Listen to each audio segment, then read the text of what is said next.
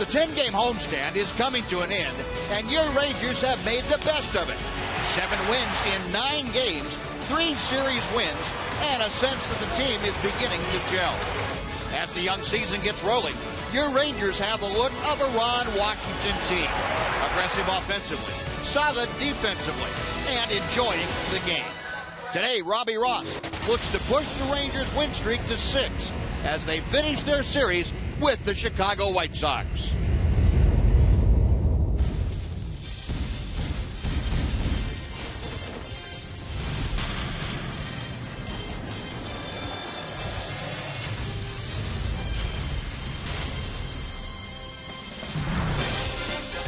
Texas Rangers baseball is presented by AT TEX Uverse TV. An overcast, warm, and breezy Easter Sunday. The Rangers and the Chicago White Sox getting set to wrap up this holiday weekend series. And welcome in, everyone, along with Tom Green, Steve Busby. Delighted you could join us on this Easter Sunday. Hope you're all having a great, safe, and fun Sunday afternoon on this Easter. And certainly the Rangers having a lot of fun. They have had to turn the corner, so to speak. And 2 guys that are responsible for that turn, the corner men in Shin-Soo Choo and Alex Rios. No doubt about it, Buzz. You know, for the offense to click, the guys at the top of the lineup have to make things happen. That's why the Rangers went out and signed Shin-Soo Choo to lead off and get on base. He's done that at a .425 clip. Alex Rios has moved into the number 3 spot in the lineup with Adrian Beltre out because of an injury, and he's thrived in that role. One of the reasons the Rangers are on a winning streak, both of these guys have been extremely hot. Alex has had 3 hits in the last 2 games. Shin-Soo seems like he's on base 2 or 3 times every game. That's what's making the offense click. Well, that it is, and they have shown some great offense in the last few games. And Robbie Ross, you saw in your picture a moment ago, hoping they continue that at least for one more day. Ross looking for his 2nd straight win. We'll be back with the starting lineups in the first pitch as the Rangers go for the sweep. Coming up next.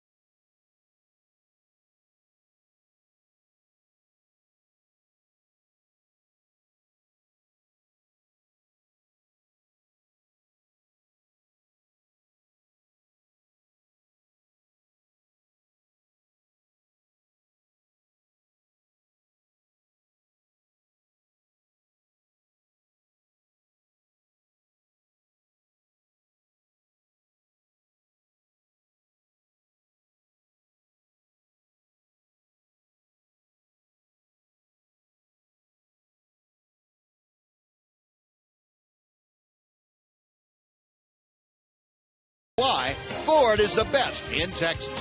By AT UBERS TV. Check availability at 1-800-PICK-ATT. Rethink possible. By the all-new Mazda 3 with seamless connectivity. And by Southwest Airlines. Find Southwest Airlines fares online only at southwest.com. A nice Easter Sunday crowd filing into Globe Life Park. Youngsters out at every position. And before we get things underway in this giant Easter egg hunt, let's set it down to Emily Jones. Em? Well, Buzz, as you and Tom talked about, Robbie Ross getting set to make the 4th start of his major league career, and he's made quite a few strides since start number 1, which has greatly impressed his pitching coach, Mike Maddox. He's up over 100 pitches now, and he's maintaining it. He throws that whipple ball up there. It just never goes straight. It does something. I always call it the windshield wiper. It's womp, womp, womp, womp. That's kind of how he pitches, and having a lot of success with it, using both sides of the plate, which is what he has to do, and that makes his bread and butter more effective when he does that. Yeah, that windshield wiper thing working out quite nicely for Robbie Ross. Obviously looking to continue that scoreless streak of 10 innings and the unearned run streak of 13 innings. Guys, quite the impressive start to his starting career for Robbie Ross. Yeah, it is that. Thanks, Emily. When we talked about it, we'll talk about it as the day goes on. Robbie Ross pitching like he was coming out of the bullpen, where he was very comfortable, and as a starter, he's done the same thing, at least the last time out. He'll try to continue that here this afternoon. So Ross taking on the Chicago White Sox, and Robin Ventura coming in his 2nd full year as the White Sox skipper. Here's the lineup that he's put together. Marcus Semien leads things off. He's the second baseman. Connor Gillespie is at third. Jose Abreu bats third. Adam Dunn back in there as the DH. Diane Viciedo in right field hits 5th. And let's say Ramirez, the shortstop. Alejandro De Aza bats 7th, plays left field. Tyler Flowers is the catcher. And Jordan Danks, batting 9th, plays center field.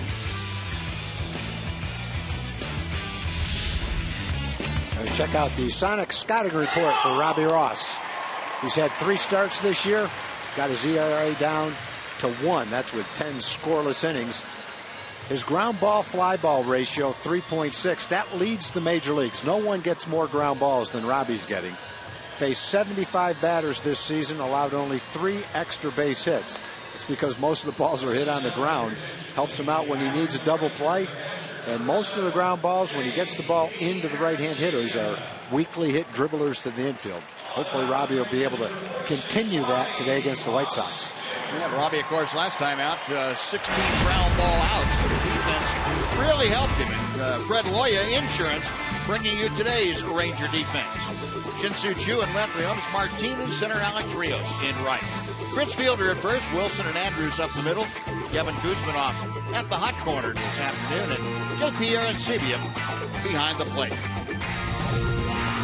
Well, Robbie Ross set to go to work. Marcus Semien checks in and takes a strike on the inside corner.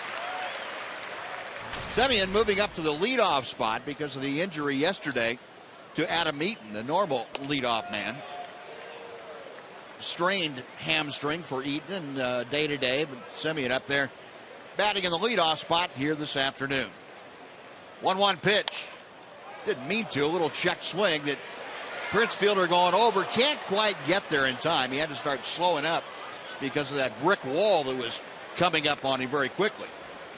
Yeah, Prince is like a brick wall at first base, but he's not he's not like a brick wall when it comes to that railing. Somebody's getting on Prince from the Ranger dugout. Don't worry about the wall. Yeah. Easy for them to do. Probably Beltre. Got him swinging. Well, Robbie Ross had 2 strikeouts last game that he pitched against Seattle. Was the first 2 men in the game. And here he gets Marcus Semien to start off the game against the White Sox. Well, when Mike Maddox was talking about his ball looking like a wiffle ball, what he means is no 2 balls seem to go the same way. He cut some in, some tail away, some sail. Along the way, there might even be 1 or 2 that go straight, but I doubt it. Connor Gillespie, first ball swinging. Shin-Soo Choo a step or 2 in to make the grab. And quickly, there are 2 outs in the top of the first inning. And I've never understood exactly what this means, Buzz. Maybe you can help me out. But it looks like he throws a heavy ball. You know, when you play catch with a guy that throws a heavy ball, it kind of, the ball hits your glove harder. It stings your hand. Yep. Some guys throw a softer ball that it feels like you could catch it barehanded. Is that because of the spin on the ball? Yeah, it must be, Tom. I'm not really sure. I never could throw a heavy ball, so I didn't worry about it too much. But yeah, you're right. Playing catch with some guys. Well, some guys can't get anybody to play catch with them because they throw the ball like that. Just their natural motion. It probably has something to do with the ball tails or sails, and maybe you don't catch it exactly in the middle of your glove every time. Normally you hear that said about guys that throw a sinker ball. Yeah. That dives down. Yeah. Well, Robbie appears that he throws a heavy ball, and you can tell when the ball hits the bat. So many times the ball just doesn't jump off the bat when a hitter makes contact with it. 0-2 pitch coming to Abreu. Right up in on his fists, and Abreu able to fight it off foul. Jose Abreu, a .221 hitter. 4 home runs, 14 driven in. Started off very hot for the White Sox. Kind of cooled off, and now he's more or less plateauing at somewhere near where he's going to be. A lot of power for this big guy. And another fastball in on his fists. Still no balls and 2 strikes. Earned run average, American League leaders. Mark Burley off to a great start with the Blue Jays. Yu Darvish second with that .082, and Robbie Ross down there in 5th. He tied for 4th. He and Michael Pineda with an ERA of 1. Got him swinging. Same pitcher got Simeon here. Went upstairs, a 10-pitch, 2-strikeout inning. Robbie Ross sends the White Sox down in order. This Easter Sunday affair underway, and after a half inning, no score.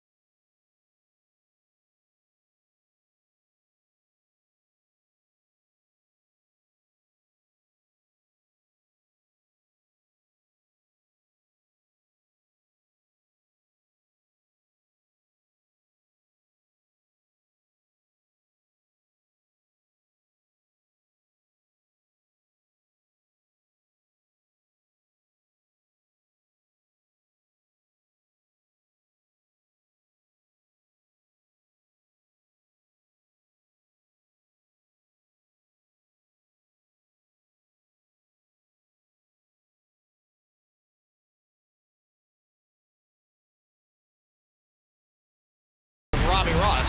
Here's the Southwest Airlines Texas Rangers starting lineup. Shin-Soo Choo leads off. Elvis Andrus bats second. Then it's Alex Rio. Prince Fielder in the cleanup spot. Kevin Kuzmanoff bats 5th. Mitch Moreland is the DH. Josh Wilson, the second baseman, is 7th. Leonis Martin in center, and J.P. Arancibia batting 9th and catching. And our sonic scouting report for Eric Johnson. 24-year-old, 6'3", 230 pounds. Big, strong kid. He's had 3 starts this year. The overall numbers are good, but his last start was very good. He had 9 strikeouts against the Red Sox. In that game, he only gave up 1 run. 3 or fewer earned runs allowed in 6 of his 8 career starts. He was called up to the big leagues last year and had several starts with the White Sox as well. Well, Eric Johnson ready to go to work, and Shin-Soo Choo to start things off takes a strike. It is 0-1. Choo hitting at .318, a home run, 5 driven in. And on-base percentage still way up in the stratosphere, .425 as we begin play today. Out of play, Johnson with a quick 0-2 advantage in the count. Rangers have scored a first inning run or more in each of the last 3 ball games. And that is something that, if you remember, they had a devil of a time doing last year and early this year. But they seem to have, at least on this homestand, gotten that corrected. Breaking ball inside. The count moves to a ball and 2 strikes. Of course, Shin-Soo Choo in that leadoff spot, a big part of the Ranger first inning uprisings. Johnson back to the plate, and Choo lost one down the left field line and slicing over to take a look is De Aza, but that is back in the crowd. And the count remains 1-2. Eric Johnson, I'm sorry, go ahead, Tom. No, go ahead, Buzz. I'll just say Eric Johnson, big right-hander out of Cal Berkeley, and part of the Golden Bear team that went to the College World Series in 2011. Both he and the second baseman Marcus Semien on this White Sox club. Same draft. They were part of that Cal team. Another 1-2. High and tight. One thing we'll kind of keep an eye on is his repertoire of pitches. They say that he had the best slider in the Sox minor league organization, so I'm sure we'll see a bunch of those today. Also known for having pretty good control in the minor leagues. There's the slider. He missed with that. That runs the count full. So Choo trying to get aboard to start things off ahead of Elvis Andrus. It's one of those frustrating pitches for a pitcher. He throws the pitch he wants to throw, and the hitter doesn't swing at it. Yeah. It's a little bit out of the strike zone, right where he wanted to throw it. You're kind of counting on the hitter swinging at that pitch. Payoff pitch. Check swing, ball 4. And Shin-Soo Choo again starting off by getting on first base. Take a look at the White Sox defense behind Eric Johnson here this afternoon. Kind of a revamped outfield, especially with Eaton out of the lineup. De Aza in left, Danks in center, Viciedo is in right. Abreu at first, Semien and Ramirez up the middle. Connor Gillespie's the third baseman. Tyler Flowers is catching. And Eric Johnson, 24-year-old from Walnut Creek, California, on the hill. And one thing, Buzz, I think when the season starts and you look at the Ranger lineup, one of the things you anticipate is that the Rangers... The hit and run, and Choo is thrown out at second base. Quick tag by Ramirez, a missed hit and run. Elvis had a real tough pitch to try and make contact with, and Tyler Flowers shoots down Shin-Soo Choo. Great throw. Boy, we've seen the catchers against the Rangers, no matter what team it is, making a lot of great throws. There's another one. But you anticipate the Rangers will score a lot in the first inning. You've got Choo gets on base 40% of the time. Elvis hit 300 the last half of the season, hitting 300 right now. So those two guys with pretty good speed getting on base should add up to a lot of opportunities to score in the first inning. 0-2 now the count to Andrus. Elvis hitting at 304. Johnson way outside. 1 ball and 2 strikes. Elvis has hit safely in 17 of the 18 games that the Rangers have played this year. Some of the other catchers that were throwing, Jason Castro made some good throws. Mike Zunino made a bunch of good throws for Seattle. 2-2 now.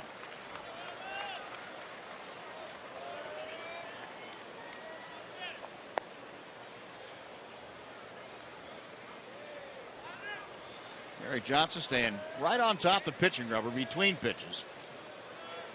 And the big right-hander ready to work. The 2-2 to Elvis. The center field, but Danks almost dead in his tracks. Makes the catch, and Andrus a hard out. 2 away for Alex Rios.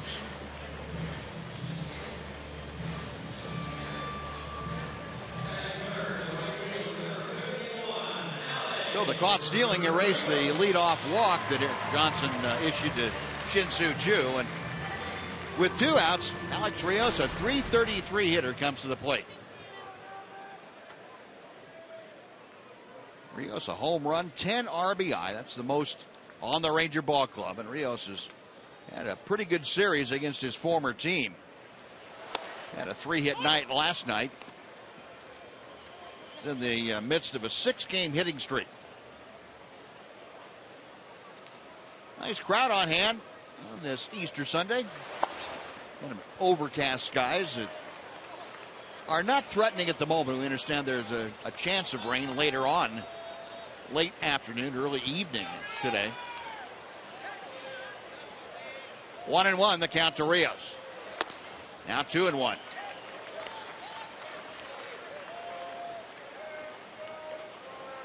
Alex, a member of the Rangers since last August the 9th. Came over from the White Sox in exchange for Leury Garcia. Pulled on the ground to third, and Gillespie has it. That'll do it. Rangers get a leadoff walk, but can't do anything. It's Shin-Soo-Choo shot down trying to steal. We'll go to the second. No score. White Sox and Rangers.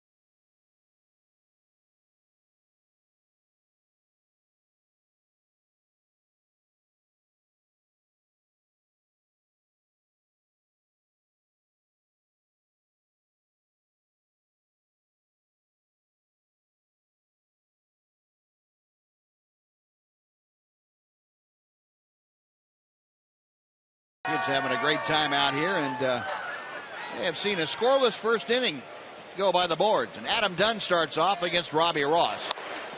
And Dunn takes a strike. Rangers go into the extreme overshift against the powerful left-handed hitter. Dunn, a 3-hit night last night. Well, he gets the start against the left-hander Ross, and the next pitch outside. Dunn with the 3 hits, now at .304 for the year. 3 home runs, 8 driven in. And he lofts a fly ball to left center, carrying pretty well. Chu and Martin back there, and Shin-Soo-Choo right in front of the 390 marker. Hauls that in, out number 1.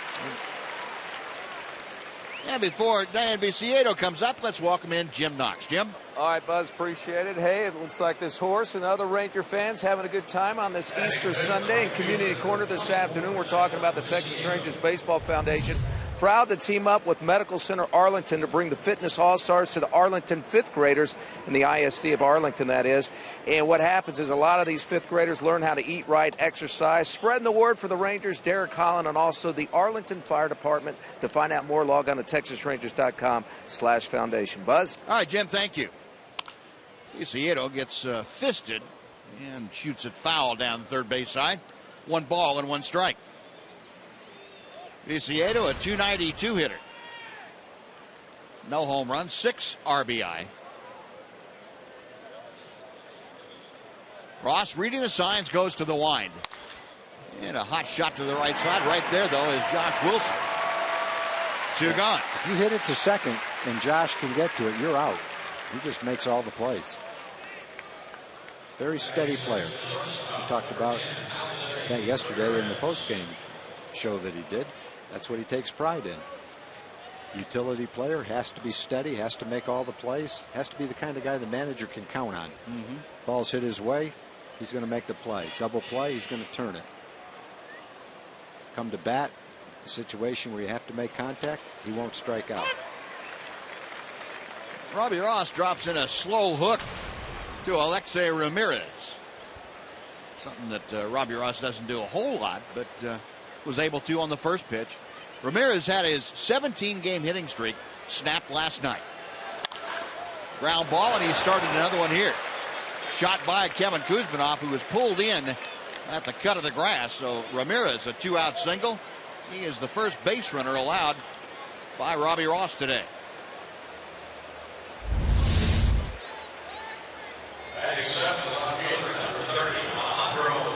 He throws it pretty good part of the plate for a hitter, but he had some pretty good movement on it, so still another ground ball. When you're a ground ball pitcher and not a strikeout pitcher, you're going to give up your share of hits, because it just stands to reason. If you give up a lot of ground balls, occasionally they're going to find some holes. Yeah. Alejandro De Aza takes a strike. De Aza had 161 average, and that really doesn't tell you the half of it. He's really been scuffling lately. And De Aza just 5 hits in his last 48 at bats. That's a 104 mark. Up there with Ramirez at first, 2 outs in the top of the second inning.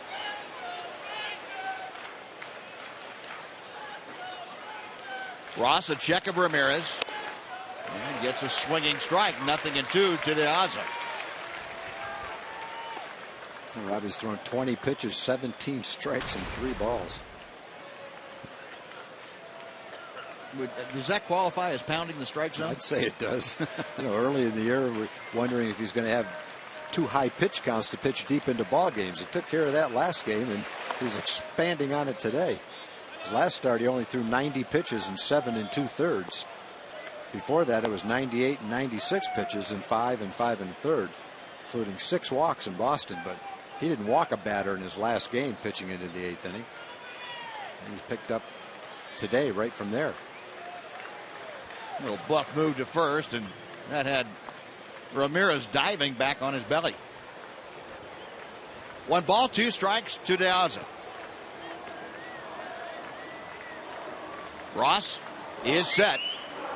There goes Ramirez. The pitch is fouled away. Well, Alexei Ramirez will make a U-turn and head back to first base. A rail thin Alexei Ramirez.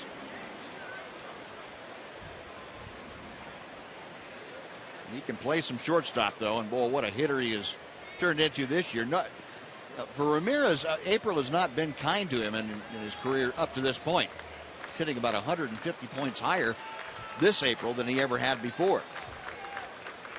Ross ready, another 1-2. Got him swinging.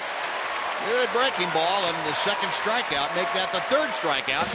For Ross ends the second. No runs, a hit, 1 left after 1.5 scoreless ball game.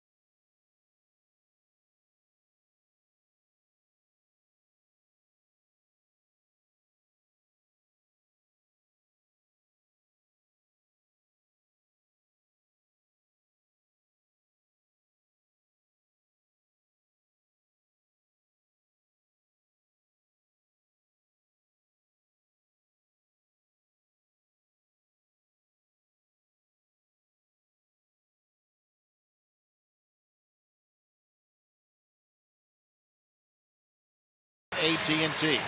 Just use hashtag Southwest Fan Photo, and your photo might be selected to be aired during the season. Get a photo of that nice little semi-bonnet. Very Easterish.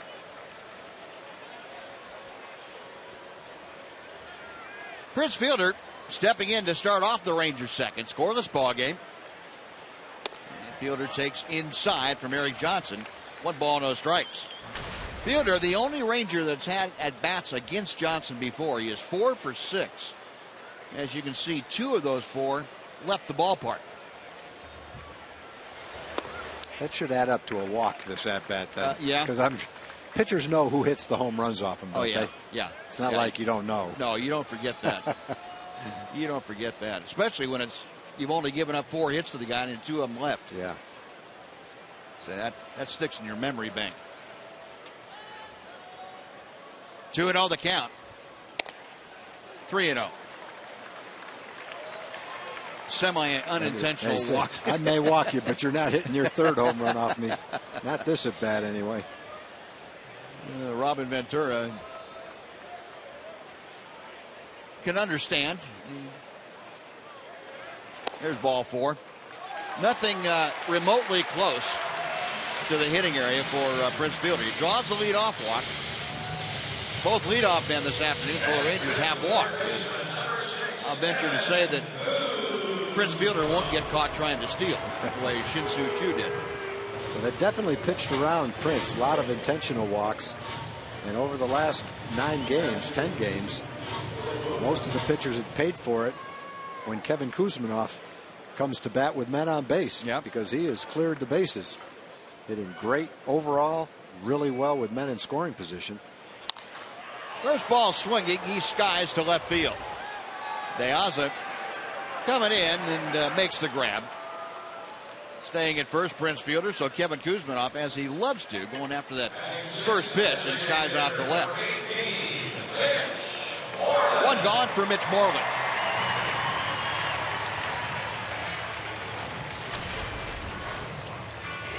Mitch had a 2-hit night here on Thursday, or Thursday afternoon, I should say.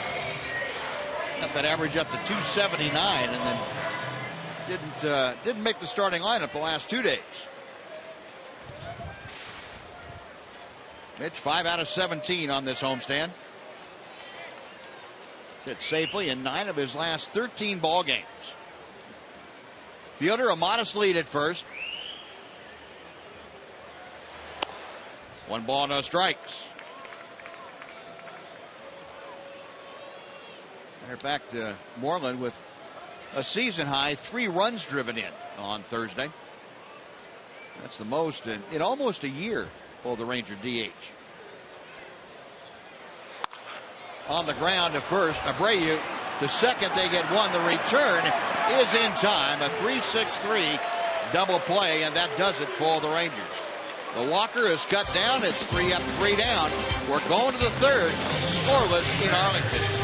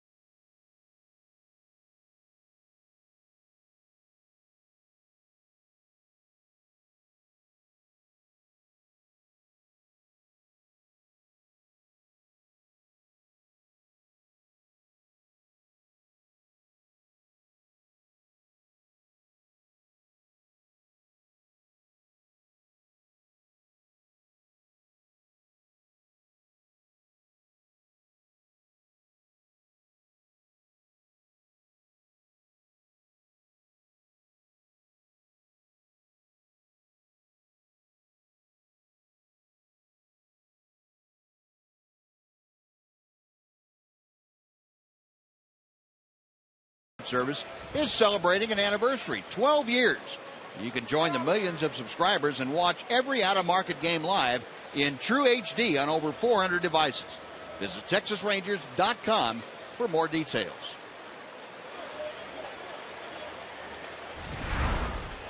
Nothing better than some Easter nachos. Kind of a tradition here in Arlington. Tyler Flowers leading off the top of the third inning. The Flowers, Danks, and Semien to face Robbie Ross. Pitch outside. Flowers now with the advantage in the count at 2-0. 360 the average for the White Sox backstop.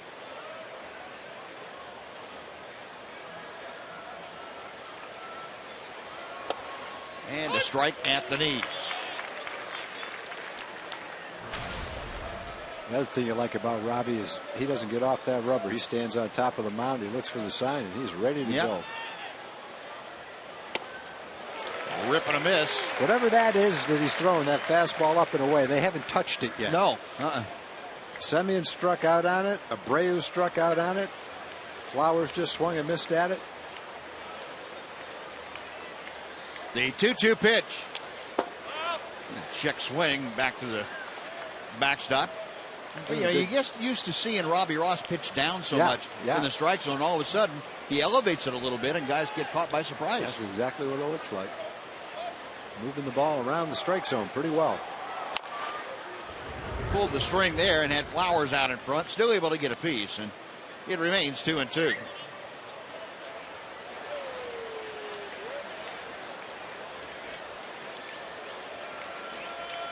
Flowers facing Ross. Robbie making his 4th major league start.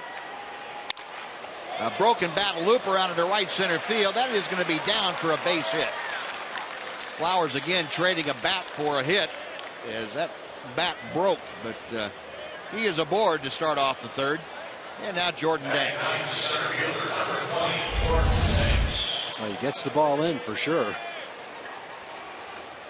And Flowers, big, strong guy. He's just kind of muscles that into right center field.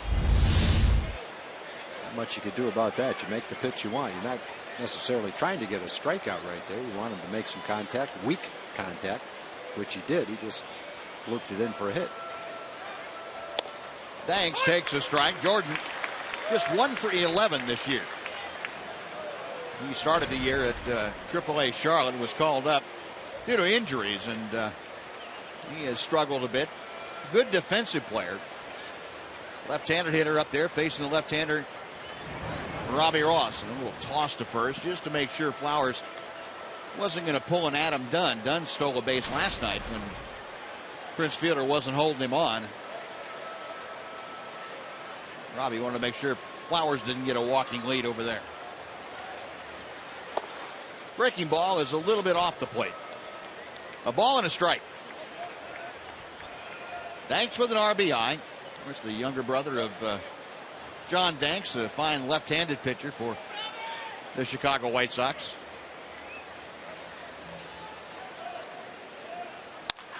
That ball is hammered to right field. Rios is going to stop, and that ball is gone.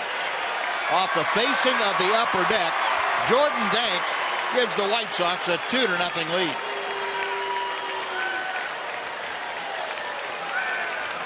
Well, it's kind of an unlikely home run. Number one, Robbie only given up a handful of extra base hits. He gets almost exclusively ground balls. Jordan Danks is an excellent defensive player, not really known for his offense. Well, he gets a pitch to his liking on the lower inside part of the plate, launches it off the facing of the upper deck. Nice swing.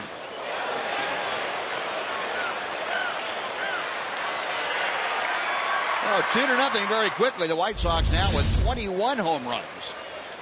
And they are second in the American League in that category. There's a strike to Marcus Semien up there for his second at bat. Semien went down swinging the first time he faced Robbie Ross. Base hit to center. And that fastball staying right in the middle of the plate, and Marcus Semien shooting it back through the middle. So 3 consecutive hits. Single, home run, single. And Connor Gillespie is coming out.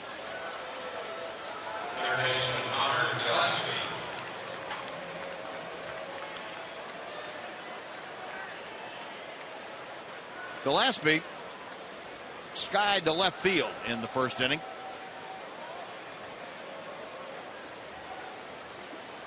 He has been on a pretty good tear offensively. 7 out of his last 22. That's a .318 mark. And he looks at a strike from Robbie. He's also driven in 5 in his last 6 games. Say the average has dropped to .309. Got Semien with good speed at first. Nobody out. A couple of runs across here in the top of the 3rd. There goes Semien, and the pitch is hit in the air to right center field. Semien had no idea where the ball was, but he locates it in time to get back to first as Leonys Martin made the grab. Little decoy action up the middle of the diamond. Elvis Andrus and Josh Wilson decoying Semien into sliding to second base.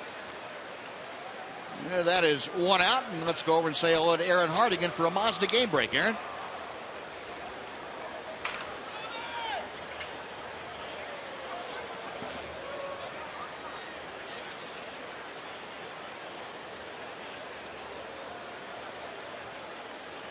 All right, Aaron, thank you. Jose Abreu now, the number 3 hitter in the order, takes low for ball 1. Abreu struck out to end the first inning against Robbie.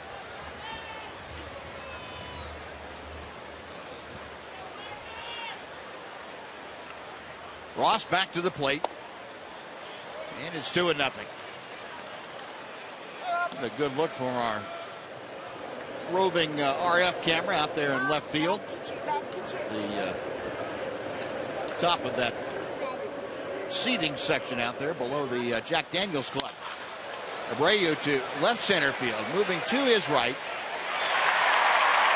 Martin able to make the grab. Back to first goes Semien, and there are 2 outs.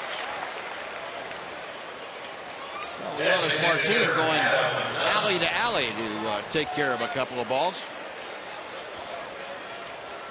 2 gone for Adam Dunn. Seen Adam Dunn in this series making some pretty good contact, trying to go back through the middle. His number of balls to center field and left center field.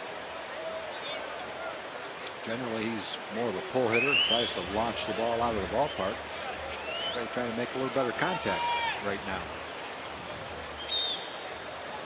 The Rangers still believe that on the infield, at least, he's going to pull the ball. They have that overshift on.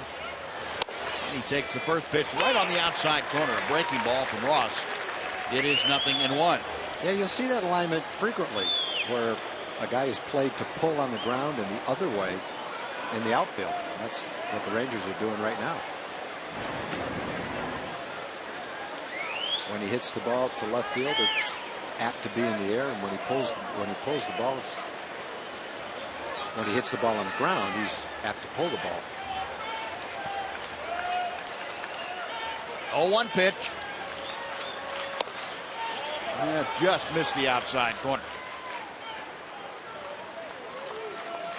Well, Dunn, despite striking out prolifically, has a very good eye at the plate. So in the last 7 games, he has really swung the bat with authority. .417 the average. That's fouled away to the left. Then the count moves to 1-2.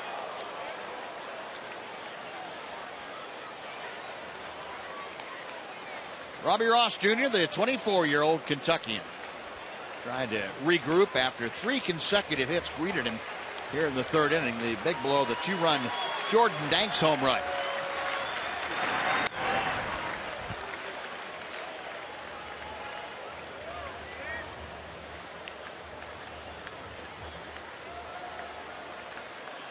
Dunn back in the box. Robbie Ross reading the signs and comes set. Didn't want to do it and couldn't help himself. Adam Dunn gone on strikes. Well, Robbie Ross able to right the ship, gives up 2 runs on 3 hits, strands 1. After 2.5, Chicago 2, Texas 0.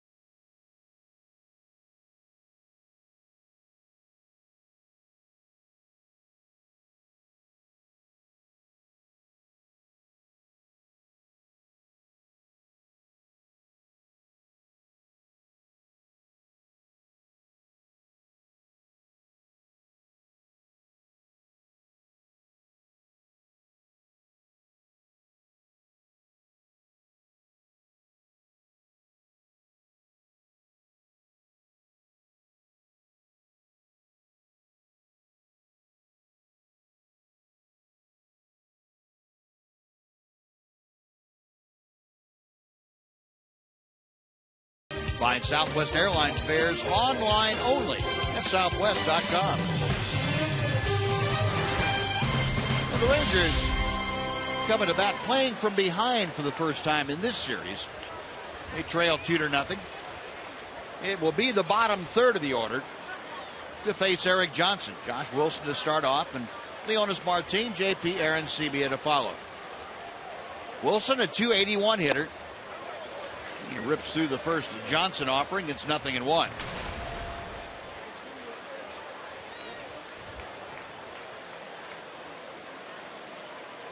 Rangers still looking for their first base hit of the afternoon. They've had a couple of walks, but have not been able to advance the walker any further. And Shin-Soo Choo, the leadoff walk on the first, was cut down on a missed hit and run.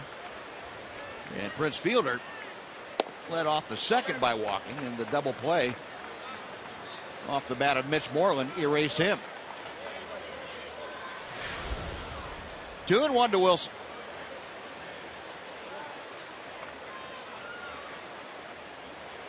Johnson's next offering, and that's low. 3-1. Eric Johnson, book on him was, or the statistics would tell you, he didn't walk a lot of people, but he's had trouble with the leadoff guy the first 3 times out now. The 3-1 pitch. It's low, ball 4. Eventually, that's got to come around to bite you in the backside. Yeah, it hasn't bothered him the first 2 times, but I got a feeling if you walk the leadoff man every inning, eventually it will. Now let's go down to Emily Jones. Em? Well, we've definitely seen strides in Leonys Martin's game. It says in the offseason he worked on all aspects, his fielding, his batting, and his English. I feel practice, try to get better. I try to practice everywhere I can, with my team, in my home, with my family, and with you, Emily. Yeah, I feel very good. I can feel my progress. And you can tell he's taking a lot of pride in being able to speak English, do all of his interviews in English, and he's making those strides, and definitely something to be proud of for Leonys Martin. Wants to be that all-around, well-rounded player, and well on his way to doing that. Thanks, Em. Good point. I think that's great. I'm proud of him, too, for trying to do those interviews in English. I can remember playing in Venezuela 4 or 5 years myself and never even being close to getting to the point where I could do an interview in Spanish. So good for him for trying hard, for learning the language, and not being afraid to sound less than polished. Let's put it that way. Right. But he's making great progress on the field and with his English. He hammers this one and pulls it foul down the right side. Plenty of depth and about 20 feet foul. It was almost a one-handed grab by the guy in the middle there in the red shirt. In fact, didn't just glance off his hand. It looked like if it was the transfer rule, I don't think he would have had it, but he came pretty close. Didn't take part of his hand with it, did it? Might have. 1-2 to Leonys. Josh Wilson at first, a modest lead over there. And the pitch is high. It's 2-2. There he is, reaching up. Yeah, that's gonna be throbbing for the rest of the game. I've got a feeling. Yeah, that'll straighten your fingers out permanently. It's already got a mark on it. Take a picture of that. Now, if he'd brought his glove, he'd have a souvenir right now. There you go. They'd be taking a picture of a big league baseball. There you go. Instead, they're taking a picture of the bruise on his hand. Rule number 1, according to Tom Grieve, as a fan, you need to have a glove with you. Take your glove. It just makes it all the better. You never know when it's going to come in handy. That's right. He'd be a hero with his girlfriend right there if he caught that. Now all it is an error on the fan. Now they won't be able to hold hands for a couple of weeks. That man. Flowers out to talk to Eric Johnson briefly. 2 balls, 2 strikes, the count. Leonys Martin waiting. Leonys a .316 hitter. Johnson sets, and the pitch is chopped foul off the screen in front of the Ranger dugout.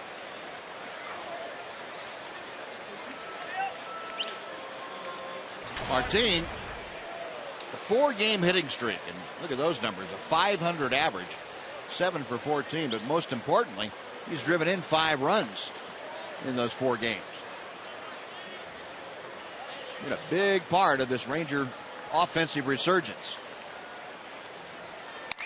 Hard hit off the glove of Abreu down the right field line into foul territory. Wilson around second. He is headed for third. He's in standing. And Leonis Martin continues to scald the baseball. A base hit, runners at the corners, and nobody out. Abreu almost took that one away and turned it into a double play. He's a big guy to begin with. He lunges and gets most of the glove on it. He keeps it from going down in the corner. Leonis got a pretty good slider to hit on the inside part of the plate. And as he's been doing lately, he ripped the ball. Instead of second and third, or maybe a man on second and a run in, it's first and third. But at least it's not a line drive double play.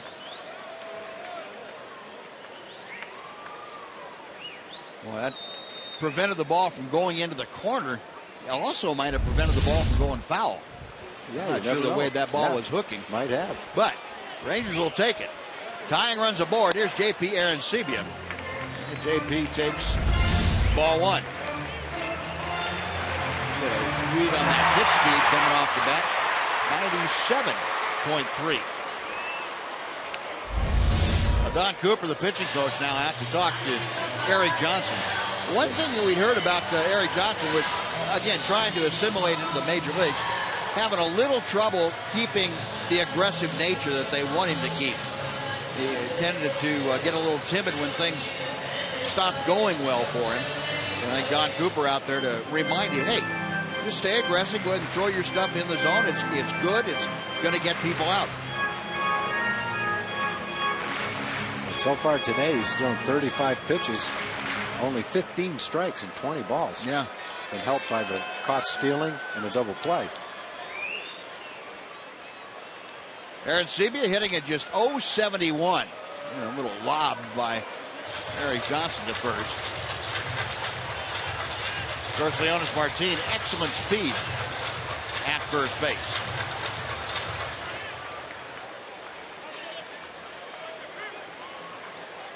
Johnson in some hot water here. For the first time, the Rangers able to do something after the leadoff walk. First and third, nobody out. The 1-0 pitch. Popped up. On the infield, Gillespie, the third baseman, coming down. It's the catcher, Flowers, running into Gillespie. And he hangs on. And Eric Johnson, the pitcher, decided to become a spectator. He's got to be over there directing traffic, keeping the third baseman or the catcher away from a collision. And Eric Johnson got out of the way and didn't really do his job. That's one of those balls, if they did drop it, they probably got to force out at second base. He's going to be first and third anyway. But that lack of communication can come into play with a couple outs and guys running on the bases. Easier play for the third baseman, yeah, that's for sure. Yeah, it is. Pretty nice play by Flowers to catch that ball. Yeah, that's where the pitcher's got to go over there and grab the catcher, get him out of the way when you see the third baseman has it. Because they can't hear each other. A ball like that, it's pretty tough when you're both calling for it. So 1 out. Now back to the top of the order. Shin-Soo Choo will stand in. Choo drew the leadoff walk in the first inning. And Martin stepping off a pretty good lead at first. Johnson a long set. And the pitch is high to Choo.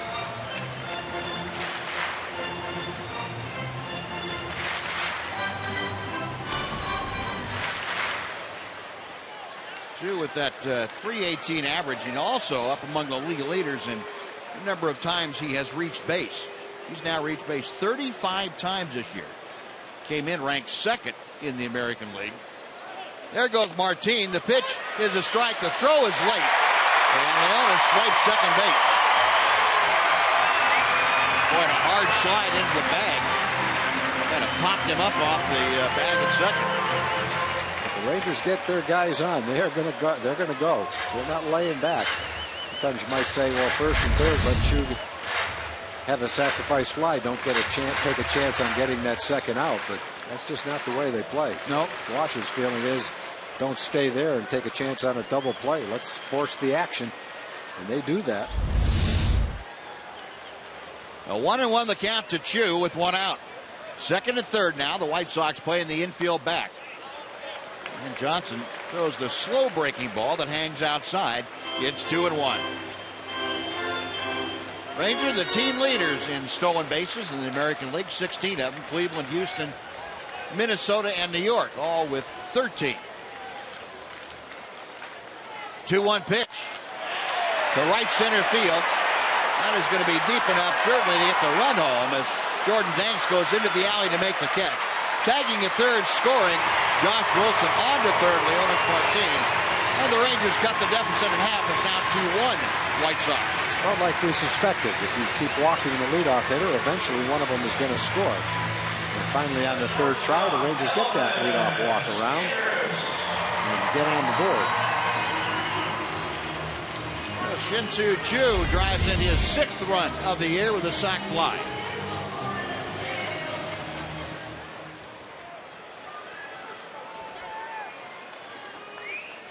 Josh Wilson able to score easily from third. Leonis Martin now at third with 2 outs. Elvis Andrus takes the breaking ball off the outside corner. Ball 1. Elvis hit the ball right on the nose his first time up, and right at center fielder Jordan Danks. 0 for 1. Batting average and an even 300. Went upstairs with that fastball, and Elvis trying to get on top of it, fouled it back.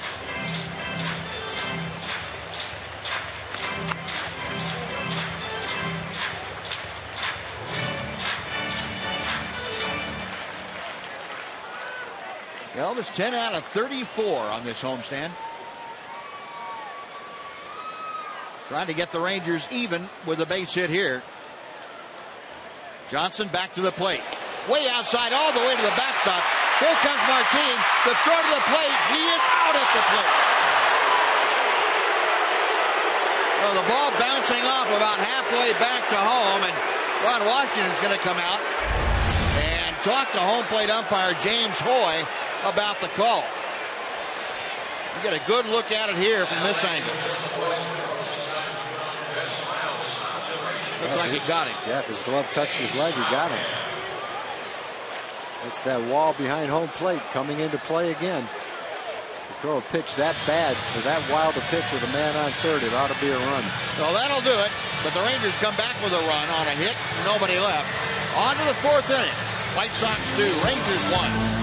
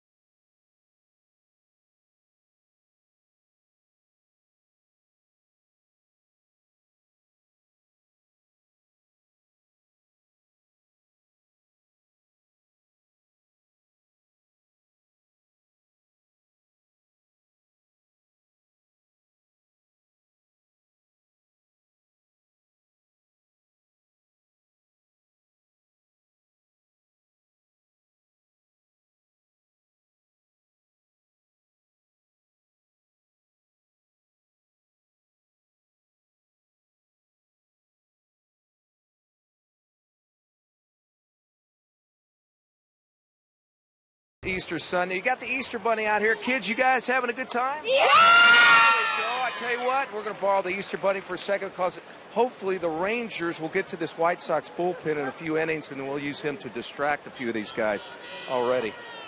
Yeah. There we go. All right, Easter Bunny in action today, Buzz. All right, Knox. Well, you got to involve anybody you possibly can to get that home field advantage. Guyon Viciedo hits a 3-hopper after second. Josh Wilson takes care of him. Well, one on here in the 4th inning. Alexei Ramirez now coming up. Well, Robbie Ross rebounding from that stretch of 3 hitters to start the 3rd that created both runs for the White Sox. Single, home run, single. He has retired 4 straight since then and faces Ramirez, who singled his first time to the plate. Well, the Rangers kind of a reverse home field advantage on that ball that went back to the backstop. But with Leonis Martin trying to score from 3rd, trying to score the tying run. Wilson charging, quick release, and Ramirez out, 2 away. It's such a difficult play for the runner at 3rd base. Your normal instinct tells you when the ball goes by the catcher like that, it's an automatic run. But you have to take at least a step or 2 so that you've got to jump if you decide you can score. And if it bounces straight back to the catcher, then you stop and go back to 3rd base. That was one of those in-between ones. Leonis got a good jump. He's got good speed. He thought he could make it. He almost did. He almost got there. But the ball bounced straight back to the catcher, and the pitcher was there. The flip was in time, and they just nipped him at the plate. It's a good aggressive try. Alejandro De Aza ready for the 1-0 pitch, and Robbie Ross drops in a breaking ball to even the count. De Aza struck out his first time up today, hitting just 158 for the season. Ross back to him. Rip and a miss, 1-2. Another look at that play. The ball's about 3 feet outside, and the pitcher ends up being rewarded with the last out of the inning with a man on 3rd base for throwing that pitch. Got him swinging. That's some nasty sinkers right there. 5 strikeouts for Ross, a 1-2-3 inning. And after 3.5, it's the White Sox 2, the Rangers 1 on Fox Sports Southwest.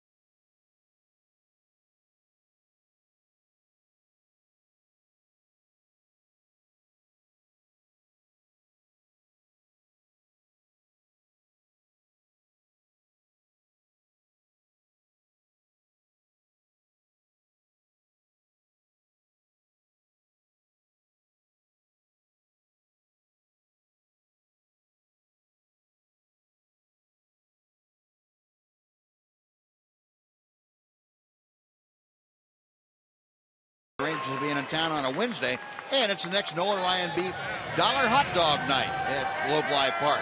See the Rangers take on the A's for a 7:05 game, and you can eat all the Nolan Ryan Beef hot dogs that you can for just $1 each. Tickets are available at TexasRangers.com.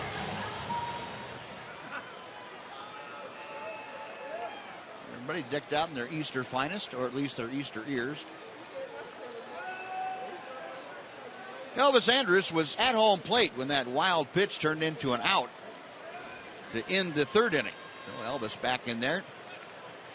And the first pitch to him is way outside. Thought Johnson would try that again since it worked so well the first time that he faced with Elvis and threw one to the backstop.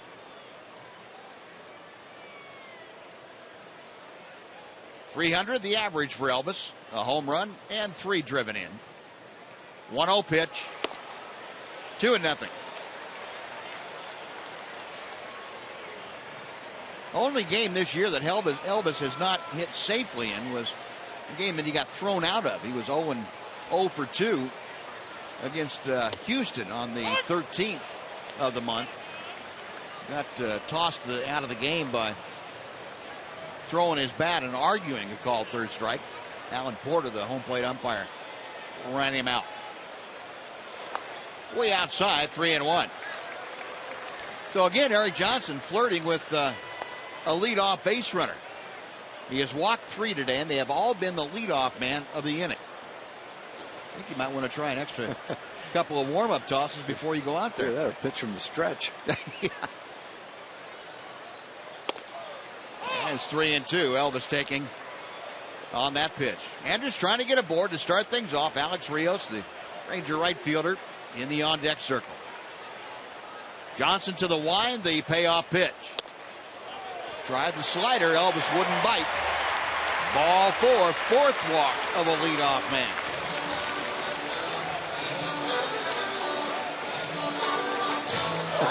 Ron Cooper. You don't have to wonder what he's thinking. You want a picture of a guy that's losing his patience. That is a perturbed pitching coach. But you know, when you're dealing with young pitchers, you have to, I guess, accept the inconsistencies.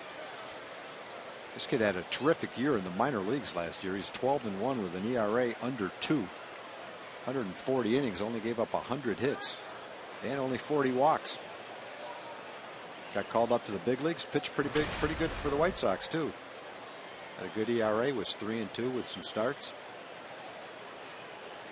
Coming off a really good start against the Red Sox. He struck out 9 in 6 2/3, only gave up 1 run. Rios, a ground ball to third, his first time to the plate. And he takes the pitch away for ball 1. Alex at .329. That batting average had been down around .270 before this current hot streak. He has gotten going with a 6-game hitting streak, and he's hit .423 over that span. Elvis, a good lead. He's on the move. The pitch is outside corner. The throw to second, not in time, and it goes into center field. Elvis up, headed to third. He will be there with nobody out for Alex Rios. 9th stolen base of the year for Elvis Andrus. Rangers just keep going. They just keep putting the pressure on you. You can make a great throw, you got a chance to get them, but they're counting on you not being able to do that. Looked like Elvis didn't really get a great jump that time. But that particular time, Flowers' throw was way off target, and Elvis ends up at third base. Leadoff walks on third now. His young second baseman, Marcus Semien, didn't exactly help him out any either. No. You kind of need to block that ball when it's so far off the mark. Pitch is fouled back, and now Rios in a 1-2 hole. With runners in scoring position, Alex, a .292 hitter. 9 of his 10 RBI have come from situations like this. Got Elvis at third, nobody out, a 2-1 Chicago lead. Johnson continuing to work from the stretch. And that evens the count at 2-2.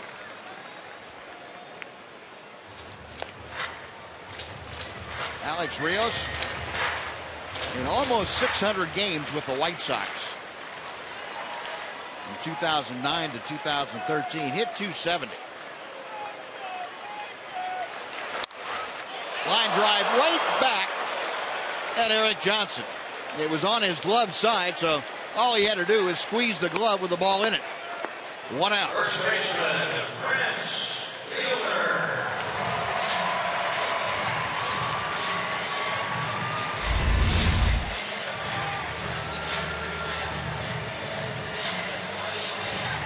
knew about that. Hit on the other side of him, he probably wouldn't have been able to catch it. Yep. And Alex reaching for it, so it wasn't a blistered ball, but it was still hit well enough he could have expected a base hit. Here's Prince, who walked his first time, and the breaking ball hangs high. 1 ball and no strikes. First time up, Eric Johnson looked like he wanted nothing to do with Prince Fielder. Walked in to lead off the second inning. See what he does here with Andrews at third base in a 1-run ball game. 2-0.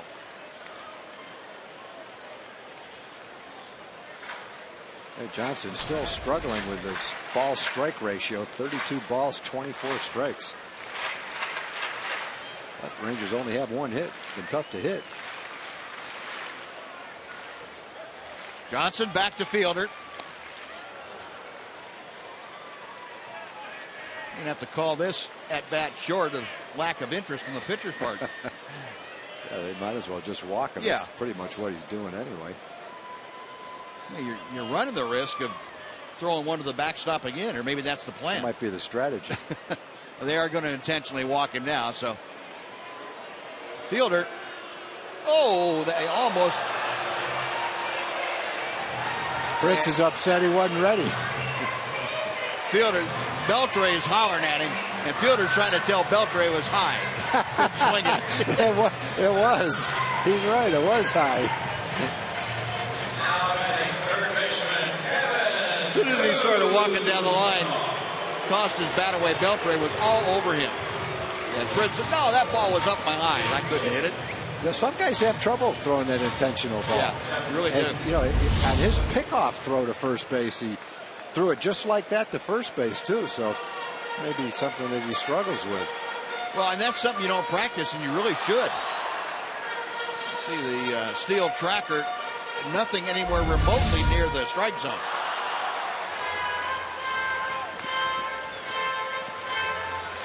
Yeah, as a hitter, you see the catcher step out. You're not exactly ready for a pitch that's anywhere near the strike zone.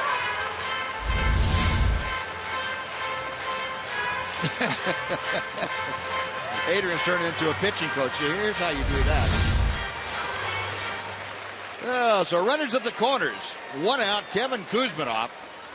And now we'll see if Kuzminoff continues to punish people for the intentional walks to Prince Fielder. 1 out, Kuzminoff. Fly ball to the left, his first time. I think one of the reasons the Rangers have been running today is they feel like they can get a good lead and a good jump, and they're not too worried about his pickoff move to first base. Doesn't have that quick move to first. He hasn't thrown one hard over there yet. And hasn't made a hard throw over there yet. So you're not worried about getting back to first. Our AT&T U-verse rewind last night. Kevin Kuzminoff got a slider that was down, and he left it in the bleachers in left field over the out-of-town scoreboard. His second home run as a Ranger. Runners at the corners, 1-1 pitch. Swung through one there, hung up about belt high, and our Ford leaderboard would tell you that the hit streaks to begin a career with the Rangers. The all-time leader, Fred Manrique, back in 1989 with the 11. Kevin Kuzminoff and Alex Johnson. Alex back in 1973, both of them 10 consecutive games. Fouled out of play to the right, and the count remains 1-2.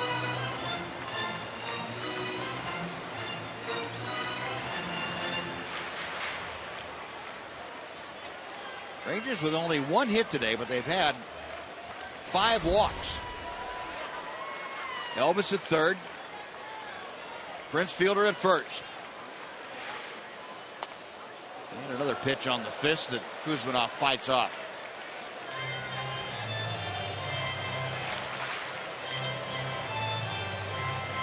"63 pitches for Eric Johnson through 3 2/3. And our steel pitch tracker showing you pitches all around the zone. Another 1-2. And another foul ball. Kuzminoff spoiling some good pitches and some not so good pitches.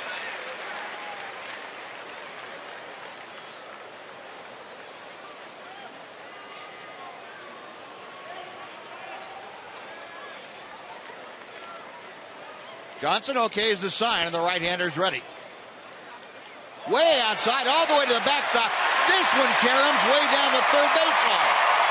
Elvis scores the tying run, fielder to second. It's a 2-2 ball game. That's what it did. That's what it did the other night. That one, I guess if you throw it far enough outside to a right-hand hitter, it hits that angle you were talking about, Buzz, and caroms toward third. If it's not far enough outside, it hits a flat part and comes straight back.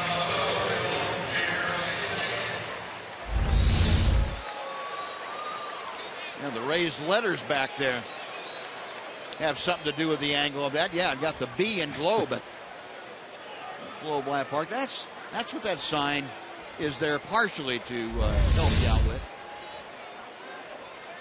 No, a 2-2 game, and now Kuzminoff fouls another pitch back. And the count remains even.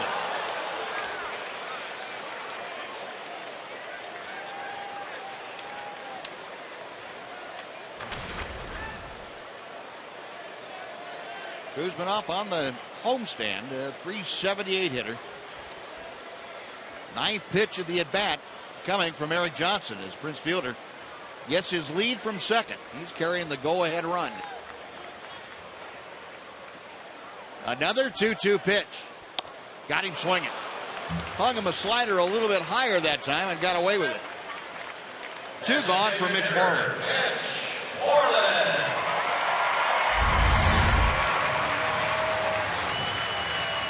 That's that slider we were talking about the other day. The one that starts off inside and comes back and catches the inside corner. You can do it occasionally on purpose. It's a pretty good pitch. Yeah. Don't know if that was on purpose or not. Got the job done, though. Moreland grounded into a 3-6-3 double play his first time up. Takes that breaking ball that hangs outside, 1-0. Now Mitch at 273 with the average, trying to increase his RBI total, which currently stands at 7. He's got Fielder out there at second base. 2 outs. A 2-2 game in the bottom of the 4th inning.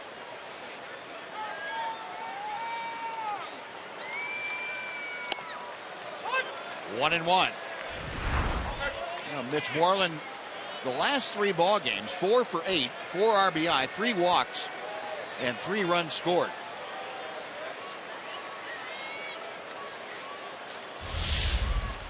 Opportunity to build right here on that. 2-1.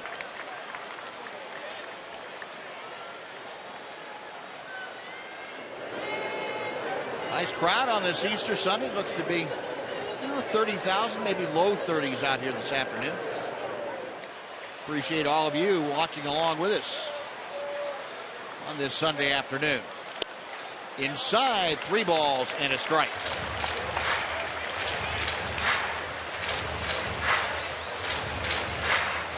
Moreland trying to extend the inning. Josh Wilson, Rangers second baseman, waits to be next. Johnson set a check of Fielder. Late swing and a miss, and the count is full.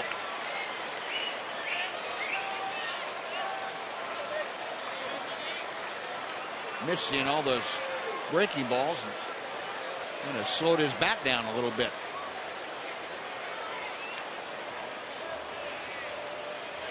Flowers with a series of signs, and now Eric Johnson ready. Got him swinging. So back-to-back strikeouts, the first 2 punch-outs of the afternoon, but Rangers tie the ball game, a couple of walks and a wild pitch. We're going to the 5th. Rangers 2, White Sox 2 on Fox Sports Southwest. Happy birthday to Rangers fans. Celebrating birthdays.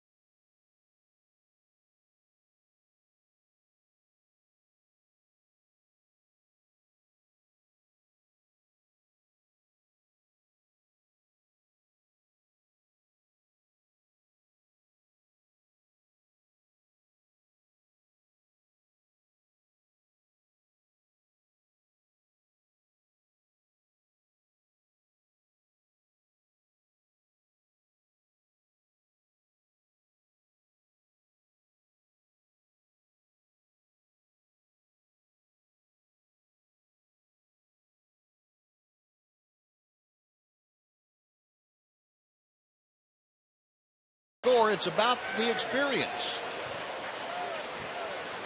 The little guy is, maybe about ready for a food experience. Looks like he might be a little starving. We move on to the top of the 5th inning, and as always on our Fox Sports Southwest telecast, Mark McLemore, the doctor of defense, joins us. Mac, some crazy goings on. It's been an odd game.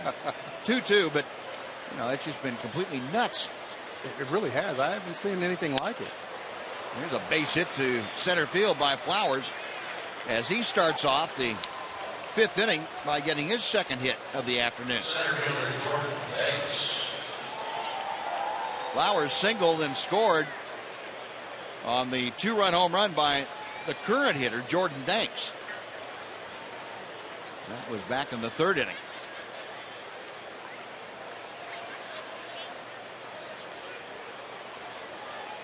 Danks with his first home run of the year.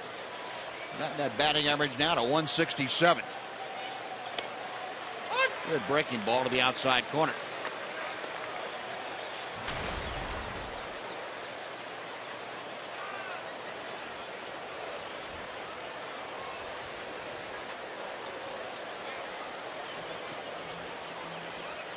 Robbie back to the plate. It is 0-2. Glad to have you all along with us. It's kind of a strange Easter, though. We've seen Rangers have 1 hit. They put 2 runs on the board. They've had 5 walks. And 2 balls to the backstop. 1 they score on, and 1 they get thrown out on. And Danks will take a seat as Robbie Ross dropped the hook on him. Yeah, Robbie wasn't going to feature the fastball after he hit the home run off him. He's doing 3 straight sliders. 1, 2, 3. He's learning. Smart move right there. But no, it's crazy. I don't think I've seen anything like this in a long time. Robbie's got 12 balls out of 57 pitches. Yeah. And he's given up 2 runs. And Johnson's all over the place, more balls than strikes. And we only have 1 hit.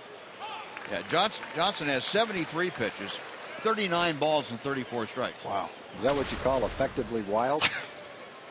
I don't know if that does that or qualify just, as effective? or just wild. Yeah, just wild, I think, is how I would term it. Rangers just have not been able to do anything to really get a big one going. Foul tip by Semien, and the count is 0-2. Well, I guess you can look at it as he's not giving him enough strikes to really swing the bat. Yeah, that's right. That's right. Every strike he throws is a surprise. Flowers the lead from first. The 0-2 pitch.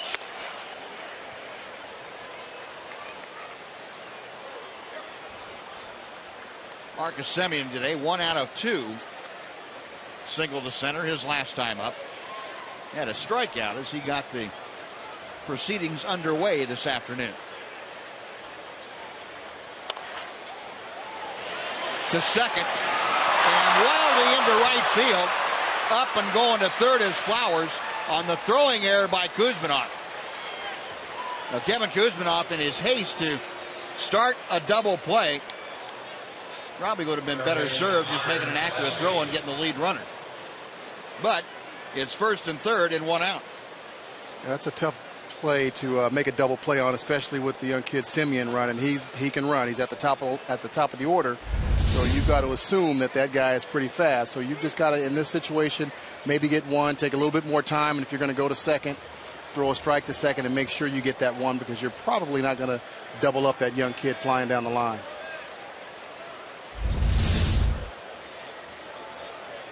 Well, the first error of the afternoon. Each ball club has committed a miscue, and now with 1 out, runners at first and third, Connor Gillespie, who is 0 for 2, comes to the plate. Gillespie twice is flied out, once to left, once to center. 0-1 the count. And Gillespie had that ball come up and smack him pretty good.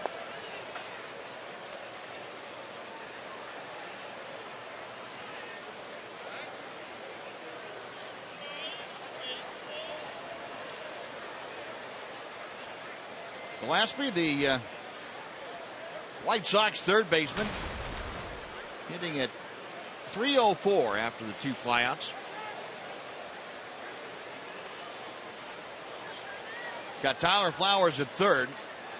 Marcus Semien at first base. Flowers began the inning by singling to center. Advanced on the throwing error by Kevin Kuzminoff. 0-1 the count. Now 0-2. Well, Ross coming back and trying to prevent any damage here in the 5th inning.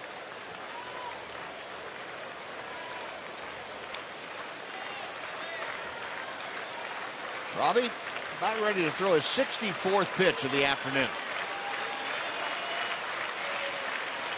The left-hander is set. Fly ball to right field. That's going to be deep enough. Plenty deep enough as Rios is back right in front of the 377 mark. He hauls it in, trotting down the line to score is Tyler Flower, and the White Sox regain the lead. It's now 3-2 Chicago. First baseman Jose Abreu.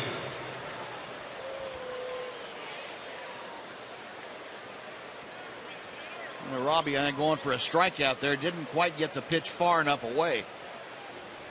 And credit Gillespie for going out and getting it and getting the job done. Gillespie with his 10th run driven in. So 2 outs now. Jose Abreu comes up for his 3rd at bat. Abreu a strikeout and a fly ball.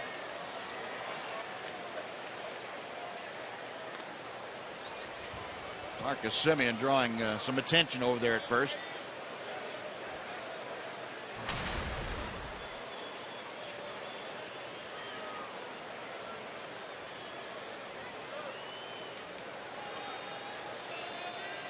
Abreu waits as Ross sets. 0-1 on the foul ball.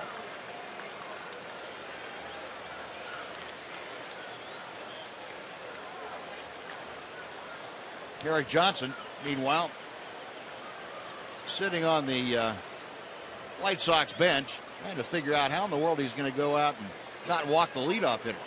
Been at 4 straight innings. Last 2, it's cost him a run. 1 ball, 1 strike.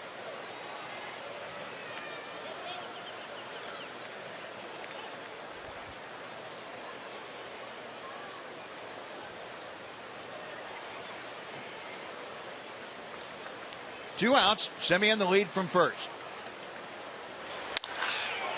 That ball's hit pretty well to right field. Going back is Rios, looking up. That ball's gone.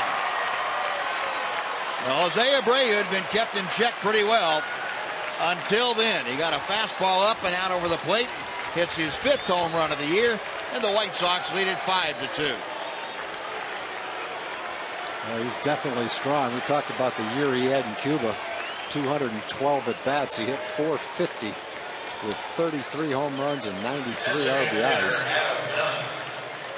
So he came over here with a pretty good pedigree as a power hitter. And he showed the power to the opposite field right there. Ball 1 to Adam Dunn. Yeah, you let a guy like that get his arms extended, and that baseball can travel a long way. Pitch is high, 2-0 to Dunn, who has flied to left and struck out. So you see the value of getting the 1 out on the ground ball this inning. Rangers failed to get that 1 out. 3 runs have scored. 403 feet, the distance this ball traveled.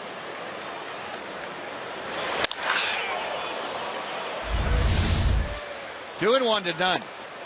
Now 3 balls and a strike.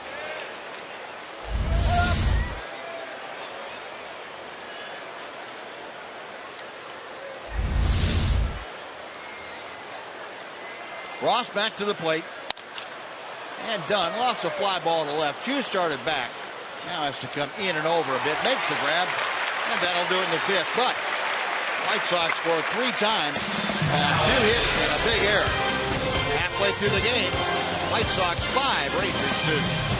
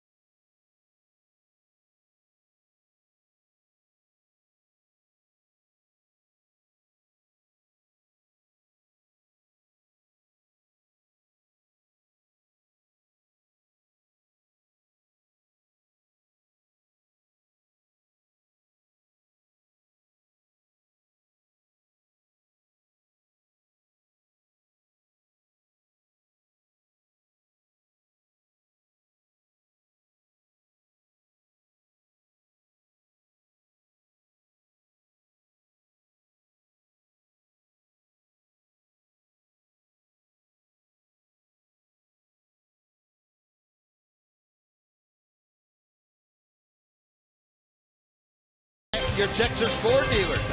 Take the EcoBoost Challenge to see why Ford is the best in Texas.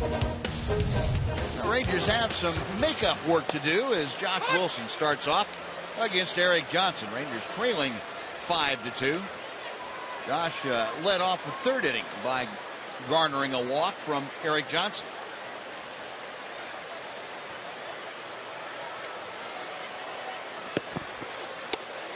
Tried that slow breaking ball and it was away. 1 ball and 1 strike.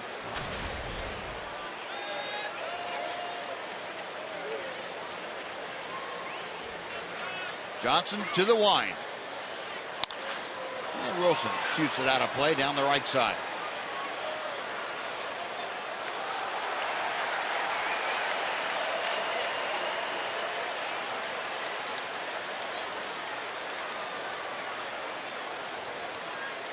Joe Macko's sitting in the front row back there. There he is. Yep.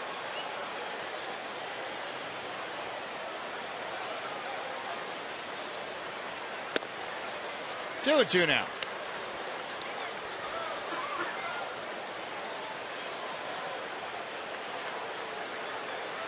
Wilson trying to get aboard to start things off here in the Ranger 5th inning. And he fights it off foul.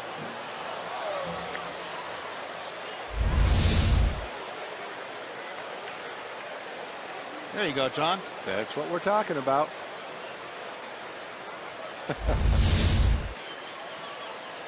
Yeah, you don't have to take pictures of swollen hands or without that glove, he's just a bystander. Way outside, and the count now is full to Wilson. Josh trying to get aboard to start things off. Leonis Martin will follow in the order.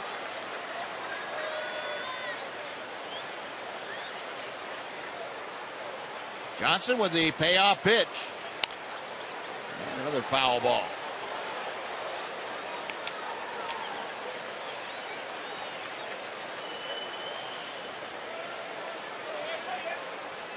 Josh Wilson making his 11th start overall. This is 9th start at second base. And Donnie Murphy handling out kind of a rotation. Lately it's been whoever starts gets a couple of days in a row, and then the other guy gets a couple of days. Wash trying, as he puts it, trying to keep them both engaged and keep them both at the top of their game. Another 3-2. Little lip line drive out to Simeon. So Wilson lines out. That's the first time the Ranger leadoff hitter has not reached base. 1 ball from Leonis Martin. Time for a Mazda game break once again. Here's Aaron Hardigan. Aaron.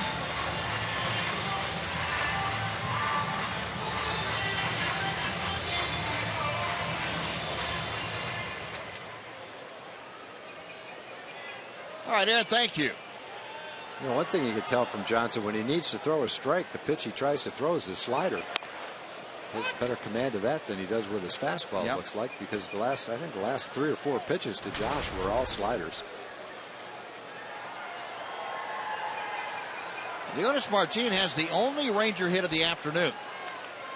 That was a smash off the glove of Jose Abreu, and this time he tops one down to Abreu right near the bag, and that's an easy out, number 2. So Leonis reaching out for that pitch, chopped it right down to the big first baseman. Got J.P. Arancibia coming up.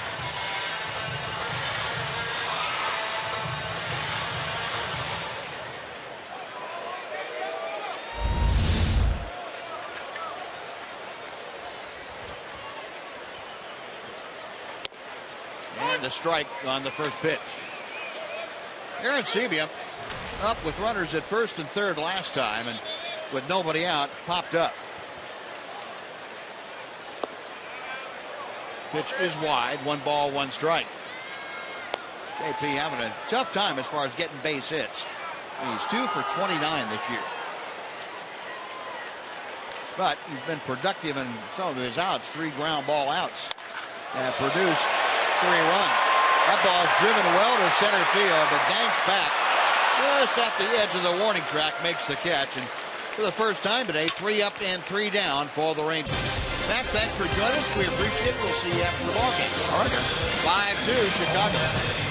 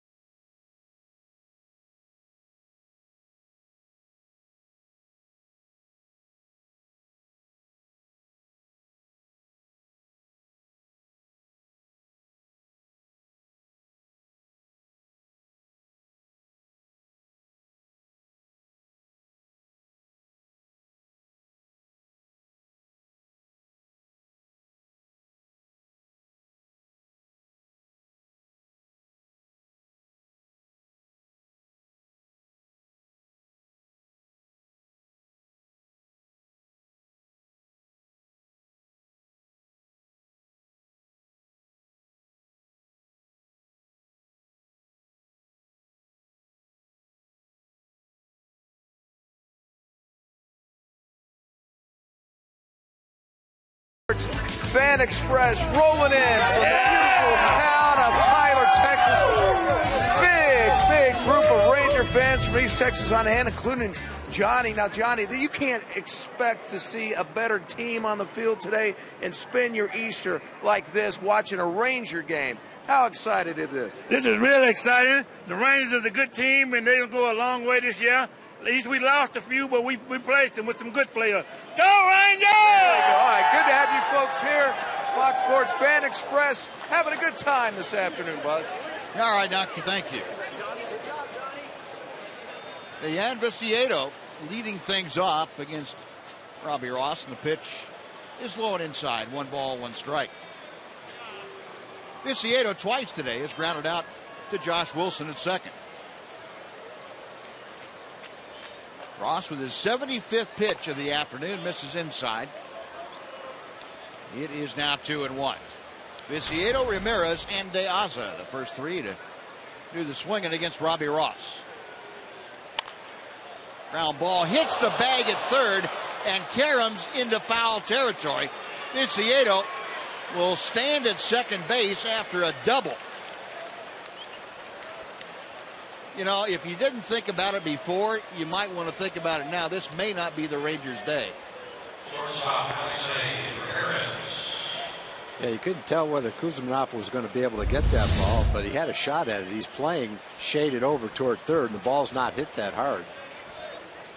But not much chance to do anything on that one. Not a thing you can do about that.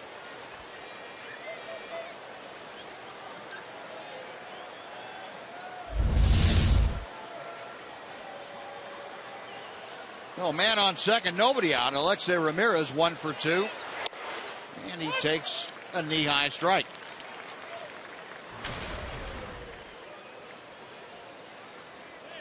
Ramirez a single back in the second. Last time up, grounded out to second.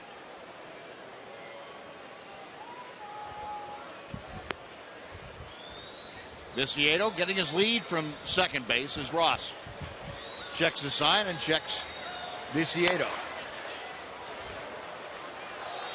Ball or no balls and 2 strikes. As Ramirez got a pretty good piece of one of his legs on that foul ball.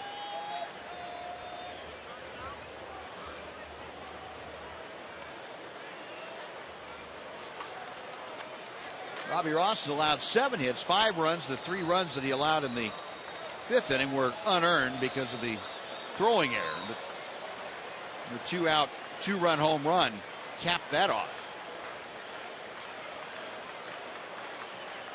trying to keep this at a 3-run ball game.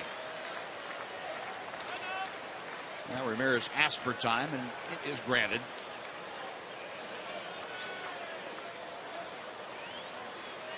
Rangers have done a pretty good job with Ramirez in this series. 2 for 9 for a guy who was hitting .380 and leading the league when they began play here on Friday night.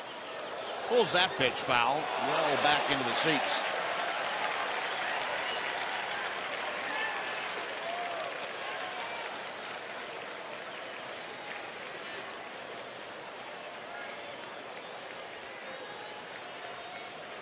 Still 0-2.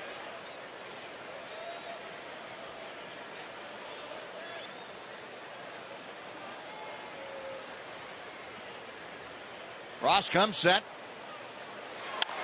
And Ramirez hits one high in the air down the left field line, but that's going to hook back into the seats. And we'll come back and try it again. Robbie trying to prevent Ramirez from hitting the ball to the right side to get the runner advanced.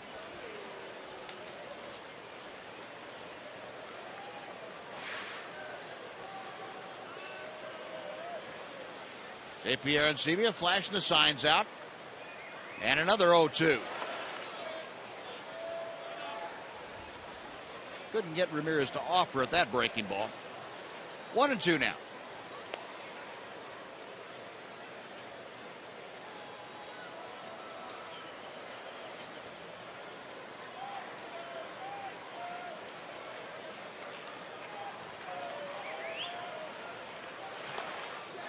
Swinging a pitch in the dirt. It gets away from Arancibia. Everybody's going to be safe. Down to first goes Ramirez. Down to third is Viciedo on the strikeout wild pitch.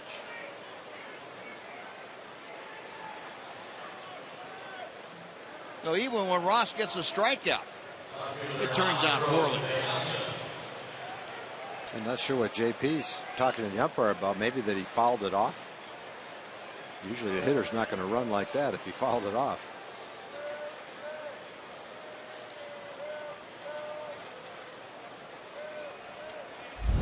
Mike Maddox going out to the mound. James Hoy, the home plate umpire, and immediately signaled that he thought the pitch was missed. If he fouled that off, he doesn't sprint to first base. Right. Ramirez is a tough guy to walk. 2 years ago, he walked 16 times in almost 600 at bats. That ball bounces out in front of home plate, or actually it bounces right on home plate. Yeah.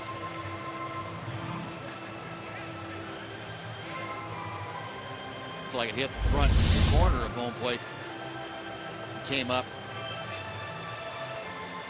Well, Mike Maddox out there having a little chat with Robbie Ross, and he waited for James Hoy to come out in case there's something that needed to be said to the umpire. It's all taken care of now. We'll take a look at the Budweiser pitching line for Robbie Ross. 5 innings of work, 7 hits, 5 runs, 2 of them earned. He has not walked anybody and struck out 7. But he's in hot water here with runners at first and third and nobody out. Alejandro De Aza is the hitter. De Aza has struck out twice this afternoon, and Ross could use another one right here. Showing bunt, he pulls the bat back. It is 1 ball and no strikes. Viciedo started the inning by grounding a double off the bag at third. Caromed high in the air into foul territory. He advanced on the strikeout by Ramirez and wild pitch. It allowed Ramirez to reach first. 1-0 pitch. 1-1. Well, De Aza, he looks a little bit lost at the plate. Yeah, he's having a hard time making some contact. Sean Tollison, the right-hander, starting to loosen in the Ranger bullpen.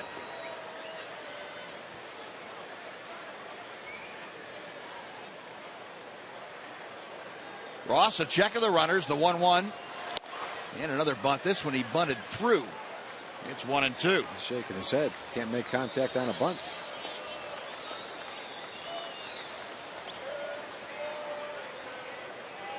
De Aza hitting just 155. Having to play against a left-hander like Ross because Adam Eaton, the normal leadoff man and center fielder, is on the shelf with a tight hamstring. 1-2 pitch is on the way. Check swing, and he's saying that went off his hand. And he swung at it. He swung at it, according to the third base umpire, Bob Davidson, who's putting that right hand up. Ron Washington out very quickly to make sure that that was the call. He saw that from the Ranger dugout. That's a strikeout. He got hit by the pitch, but he swung at it. And you take the base, but not if you swing at it. Herm Schneider out there to check. And Bob Davidson made the call on the appeal at third. That's a very painful strikeout. I don't think it's a strikeout, but then you get hit by the pitch as well.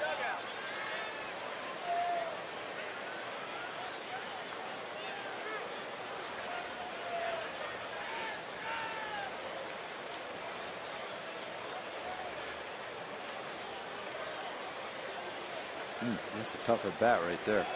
I guess he called it a foul ball, didn't he? It's foul ball then, yeah.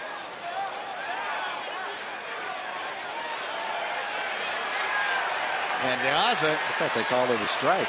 Well, that's what James Hoy is talking to him about. I believe he did. And now Robin Ventura is going to go talk to Bob Davidson, the third base umpire, about it. Yeah, now he's walking back to the dugout. Well, that's, boy, you talk about adding insult to injury. He's not a happy camper. No. Not a whole lot went right in that at bat for him. He's hoping that his skipper can stand up for him, and I don't know if you swung at that and got hit on the hand, and I'm not sure I'd want to get back up there. I'd just take the strikeout. That'd be it. Yeah, it looked like he checked his swing. I didn't think he went all the way around. And the ball was so far inside that it didn't hit bad. It probably hit. I don't think he was faking it. It hit his hands. That's how low on the bat the ball hit.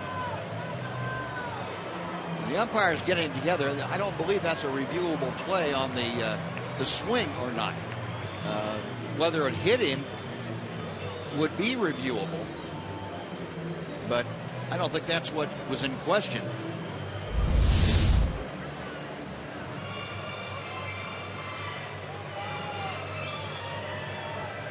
James Hoy signals he goes to first base, and now the appeal to Bob Davidson, and Bob Davidson said that's a swing, so that there would be no hit by pitch. And Robin Ventura is trying to find out what he can challenge and what he can't. And the swing he can't challenge. That's a judgment call by the umpires. If it were just a matter of whether the ball hit him or not, that would be a challenge. Reviewable play. And meanwhile, Alejandro De Aza kind of waiting in the wings to see what the upshot of this whole thing is. Yeah, I thought the ball hit him in the hand and that he checked his swing. But Bob Davidson, when he raised his arm up, that's generally the indication that he swung. And they're going to walk over toward the review area, and they are going to review it. So apparently Jeff Kellogg, the crew chief, felt that there is a reviewable part of this play. And quite honestly, we would just have to wait and see what that is. The only thing they could be reviewing, isn't it, is whether the ball hit him or not. Well, that's the only one that's reviewable as far as we know, as far as the information that we have. You can't review a check swing. Nope.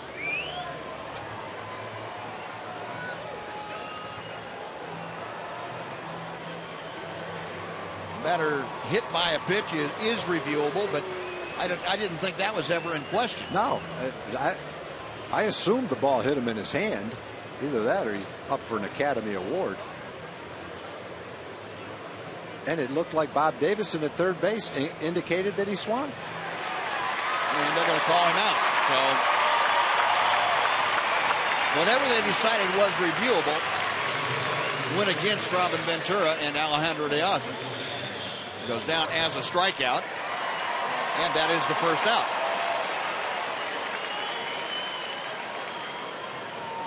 And Ron Washington now going out as John Tollison had plenty of time to get ready during the respite here in the action. Well, that's going to do it for Robbie Ross. He is gone after 5 1/3. And John Tollison will come on into the ball game. We will take a timeout. Back after this on Fox Sports Southwest.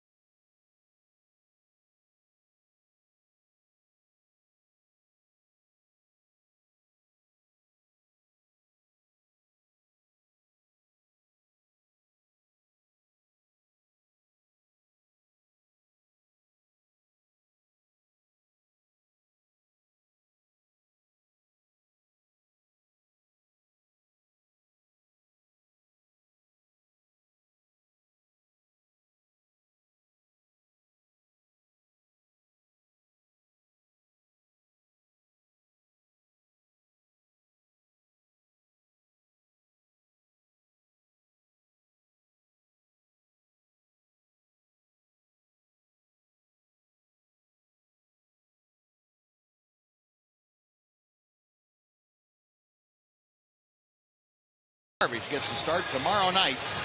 He'll be opposed by Dan Straley in the Oakland A's. It'll be a 9 o'clock Central Time start right here on Fox Sports Southwest. Garbage and Straley, the first of 3 between the Rangers and those hated Oakland A's. Sean Tollison on for his 6th ball game. Got a good ERA. He's pitched 5 2/3 innings so far.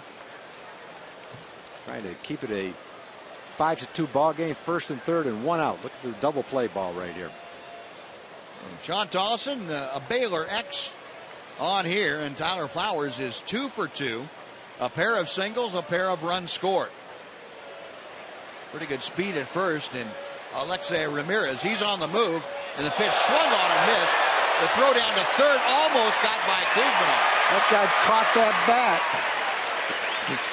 Looked like a propeller going through the air. He just stood up, never put his beard down, and grabbed it. That play of the day by the fans. Seems a good place. Couple of catches in the stands. Almost a bare hand catch, and now a bat catch. There's a pretty good distance on that bat, too. Yeah, he did. Way down, almost to the end of the dugout down there. Now, Aaron Seabee going to go out and say something to John Tollison. Watch this thing.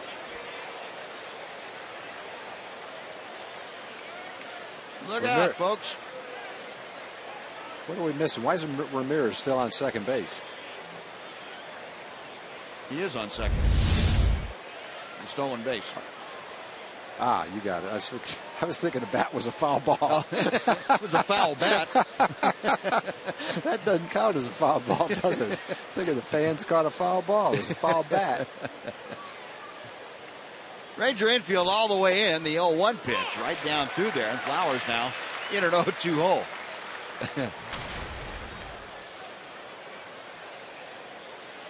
All 4 Ranger infielders right at the cut of the grass trying to stop this run from scoring from third base.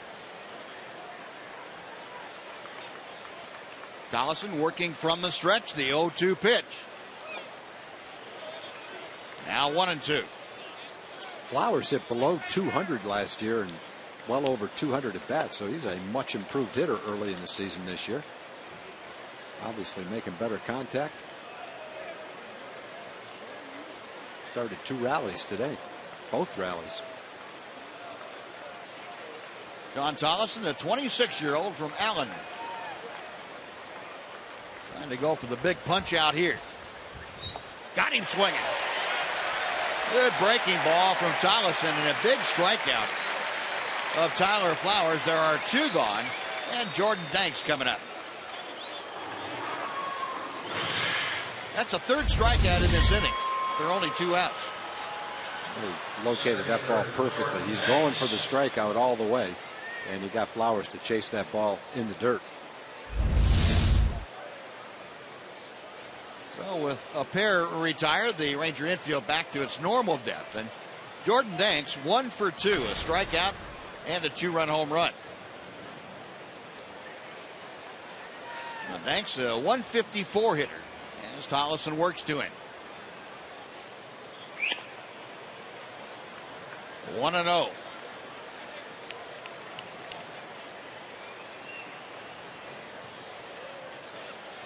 John Tolleson taking over for Robbie Ross Jr., who worked the first 5 1/3. 1-0 pitch. Out of play. Ross gave up 7 hits, no walks, 8 strikeouts.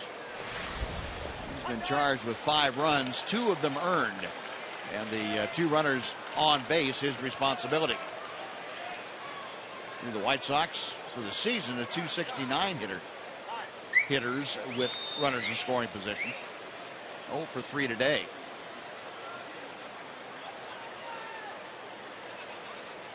Now they're going to go ahead and intentionally walk Jordan Danks to fill the bases for Marcus Semien.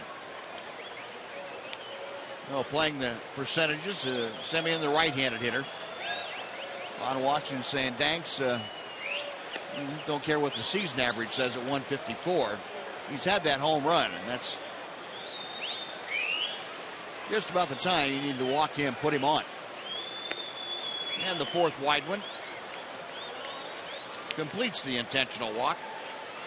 Now the bases are full for Semien. Second baseman Marcus Semien. Alejandro De Aza trying to let that hand calm down, and he's still not a happy camper after the disputed strikeout on the check swing hit by pitch. Well, I think if I were Diaz, I'd be upset too. He didn't think he swung, and our replay appeared to show that he checked his swing in time. Add to that he'd already struck out twice, so now he struck out 3 times, and he's got a sore hand to go along with it. So I don't blame him for being upset. Good breaking ball starts Semien off for strike 1. Marcus Semien today 1 for 3. Had a single in the 3rd inning.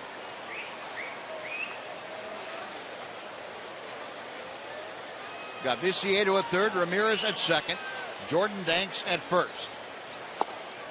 Rip and a miss. Another good breaking ball. Sean Tolleson can put a wrinkle in that baseball, can't he? Sure can. Going for that strikeout, get out of this inning. That'd be a nice job of pitching to get out of this inning. Keep it a 3-run ball game. Right-hander's ready, the 0-2 pitch. Well, not quite close enough to induce a swing from Marcus Semien.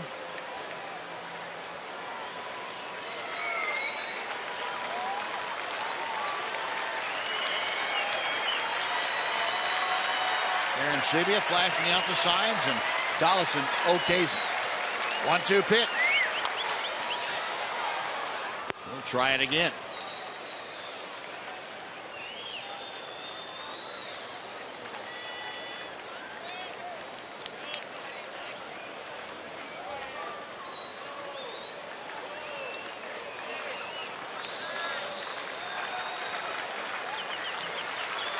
Right-hander's ready to go.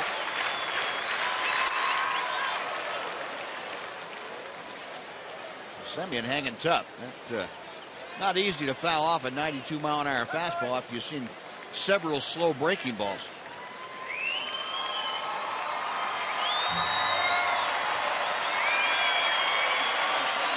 Tolleson set again.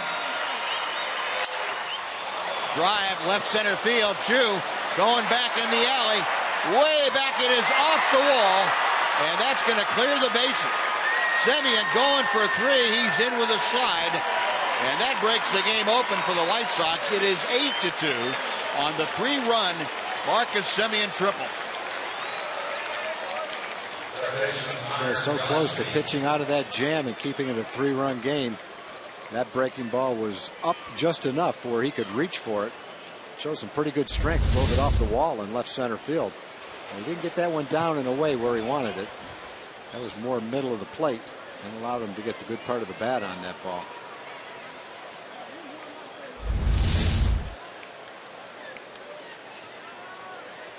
No, 5-2 game turned into an 8-2 game with one swing of Marcus Semien's bat. Semien now at third. Connor Gillespie, the third baseman, up there for the 3rd time. Semien with 8 runs driven in now. Gillespie 0 for 2 with a sacrifice fly, and he hits a line drive right at Prince Fielder. Side retired, but a big 2-out, 3-run triple. That's the White Sox on the board. We're going to the bottom of the 6th. It's now 8-2 Chicago.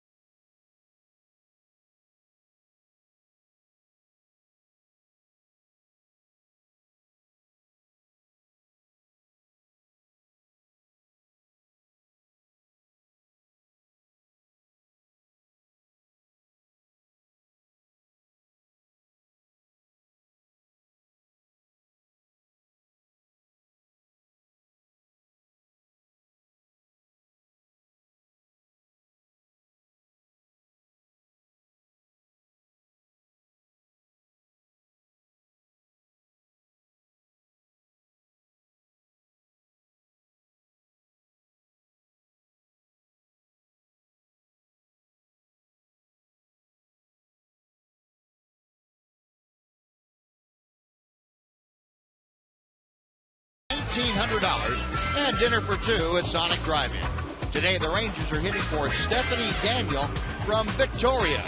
And if a Ranger hits a grand slam this inning, Stephanie Daniel from Victoria will win $25,000. You can register at any participating Sonic restaurant.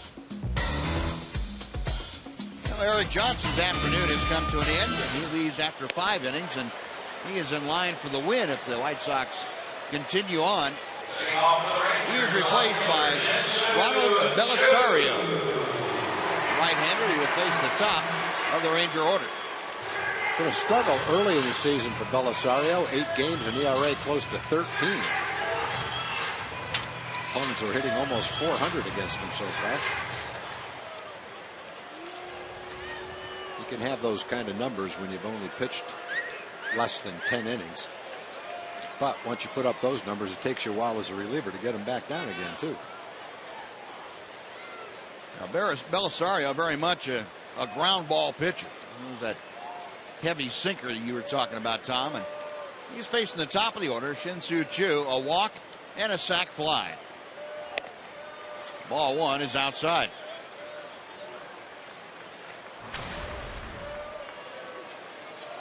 Rangers 2 runs on just 1 hit against Eric Johnson. He had 5 walks before leaving the ball game. Way inside and hitting. No, the Rangers start their comeback with Choo getting hit by a pitch, and he's aboard for the second time today. That's exactly what you're not looking for if you're Robin Ventura. Take a big lead, bring in a new pitcher, first batter he hits him.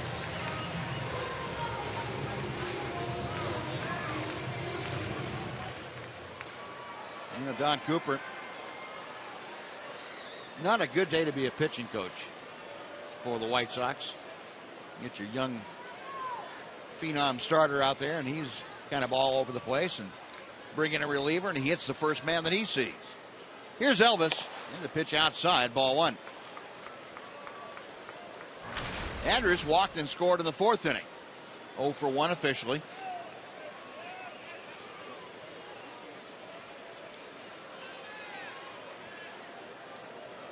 Rangers trailing by half a dozen. And the pitch on the outside corner.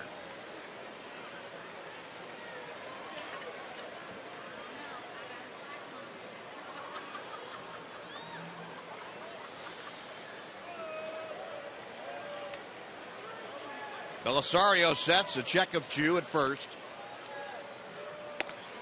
This is high and away, and it's 2-1.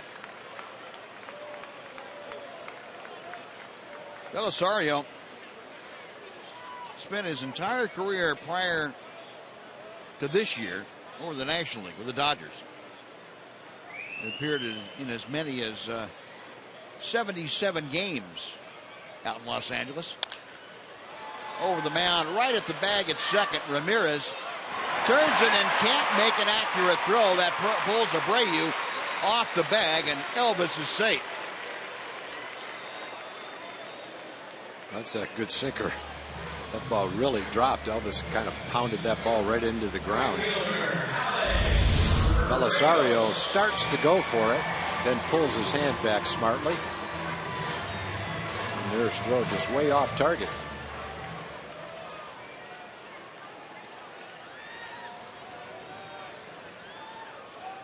The 1 out now, and Belisario will face Alex Rios. Like Ramirez might have gotten his footwork a little fouled up around the bag and didn't really get the right angle to throw to first.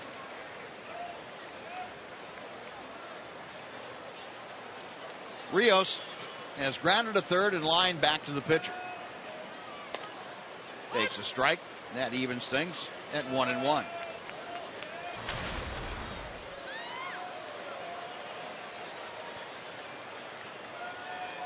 .324 Rios average as he faces Belisario. 1 ball and 2 strikes. Belisario signed as a free agent with the White Sox this past offseason. From Venezuela, he's a 31-year-old veteran. Big guy at 6'3" and a burly 240 pounds. 2-2.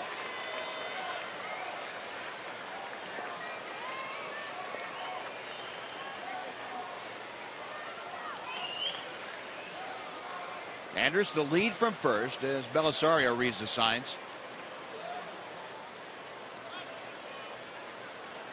Yeah, the right-hander checks him. And the 2-2 pitch. Chopper to third. Gillespie. Semien back to first. And there's that ground ball again from Belisario. He turned it over this time. And the Rangers are gone in the 6th. We're going to inning number 7. It remains the White Sox 8 and the Rangers 2 on Fox Sports Southwest.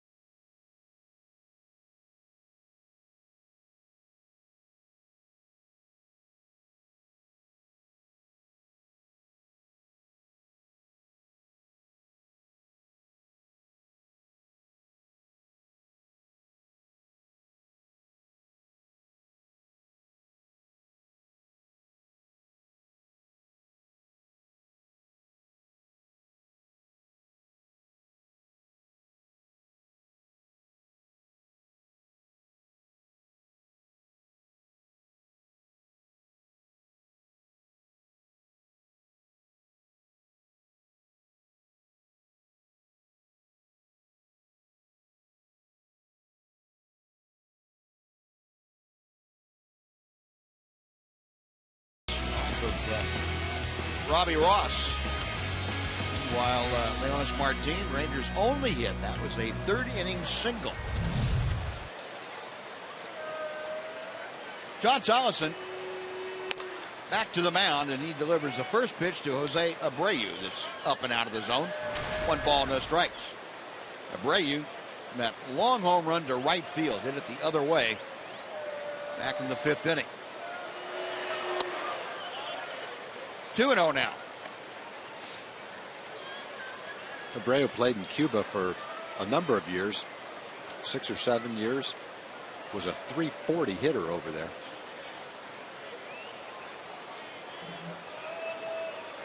Tolleson's next pitch, and he popped it up. Prince Fielder and Josh Wilson. It'll be Josh Wilson to make the call and the catch. 1 away. And let's go down to Emily Jones now, Em.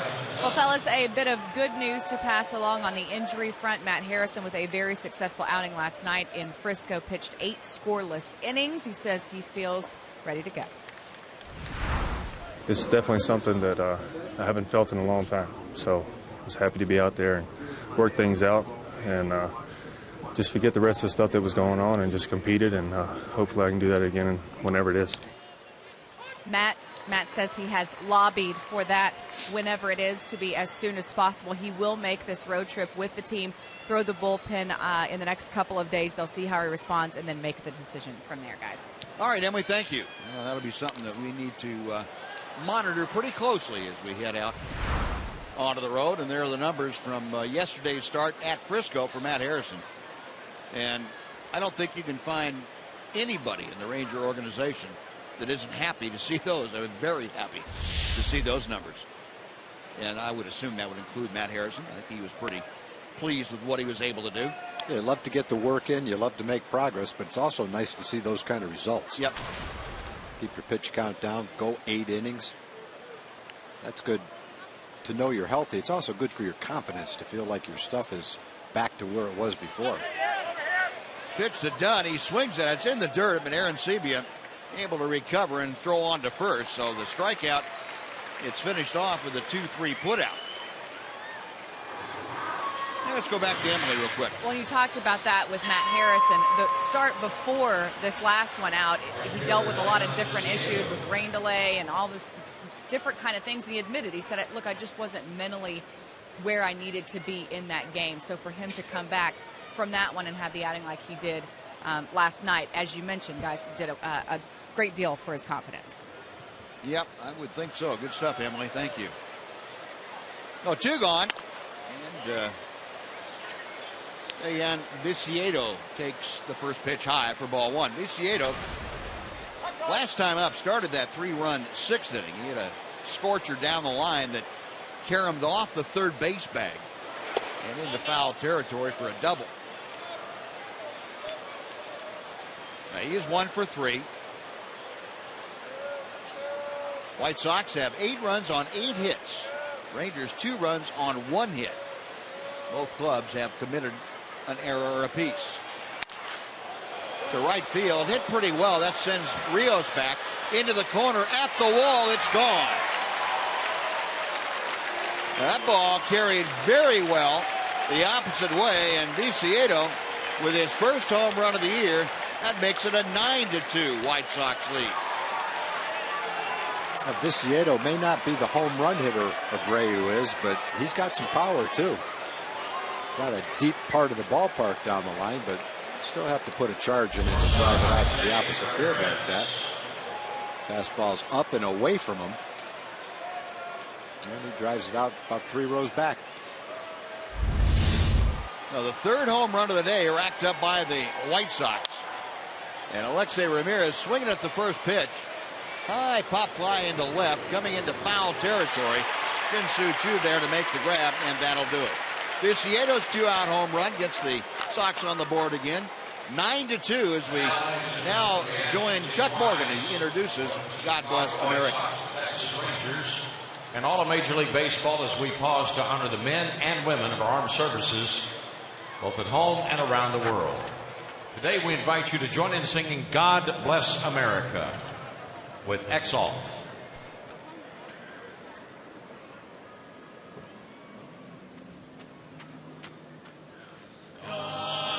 bless America, land that I love. Stand beside her and guide her through the night with the light from above. From the mountains snowy, to the prairies, to the oceans white with foam. God bless America, my home, sweet home. God bless America, my home, sweet home, America.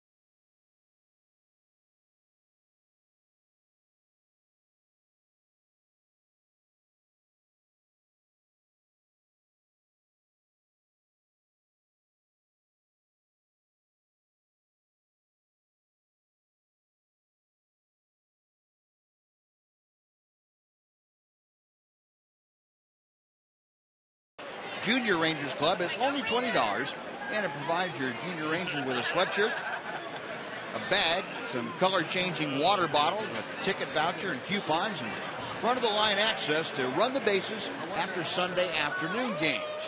You can sign up at TexasRangers.com/Junior Rangers. Belisario's got a little Jose Valverde in him. About the same size, got his pants pulled up, socks showing. Sinker ball pitcher, similar delivery. Doesn't turn his back quite as much. Yeah. Rich fielder up there, and he takes a strike. A little less flamboyant. One thing about Valverde, boy, he's got some style out there. He puts on a show. 1-1 pitch. Saw where Valverde was removed as the closer for the Mets. Yeah. Kyle Farnsworth was put into the closing role. What do they call him? Papa Grande? Papa Grande. Fielder aboard twice this afternoon. 2 walks, one of them intentional. 1-2 pitch.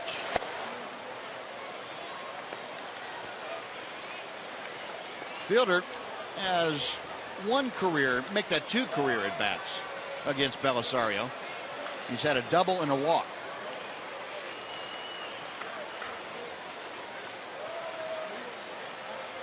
Right-hander back to the plate.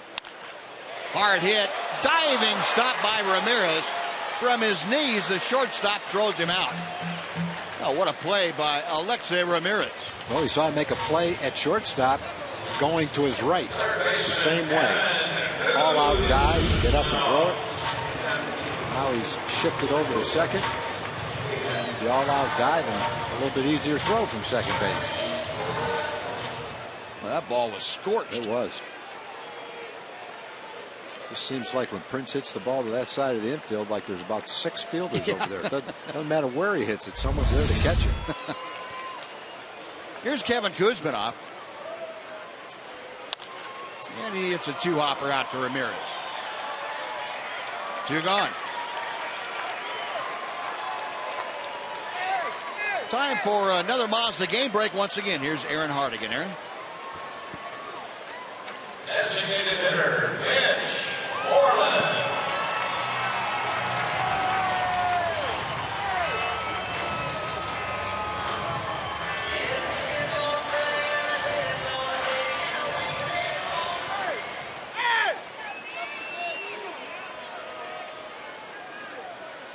All right, Aaron, thank you. Rangers will see the Mariners at the tail end of this next road trip. 3 in Oakland, an off day on Thursday, and then 3 in Seattle. Mitch Moreland 0 for 2 today. He's grounded into a double play and struck out. 1-0 pitch from Belisario. A knee-high strike.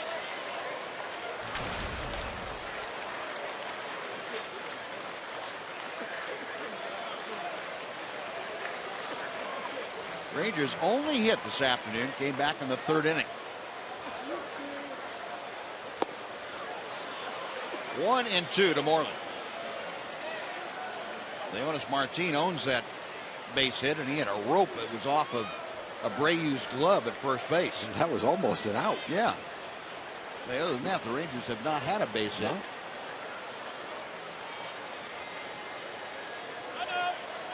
Yeah, Moreland gets time before Belisario comes set.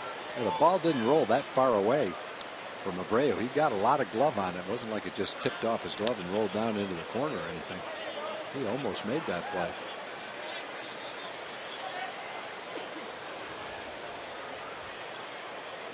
Talking with first base coach Benji Molina over there. 2 balls, 2 strikes to Moreland. Check swing. Did he go? Yes, he did. Bob Davidson rang him up. And Belisario has a 1-2-3 7th inning. Rangers out in order will go to the 8th. The White Sox 9, the Rangers 2 on Fox Sports Southwest.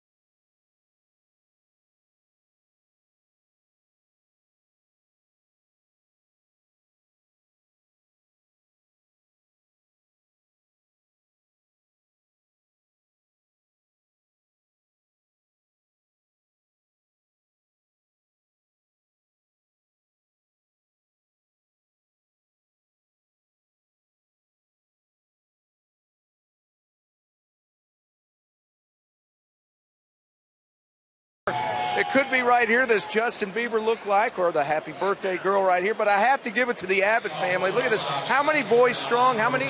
5. 5 boys bring the whole family to the game, enjoying the Easter Sunday watching the Rangers. Yes, sir. We need a rally, though. We need a rally. There you go. Congratulations. Actually, we should give it to the wife.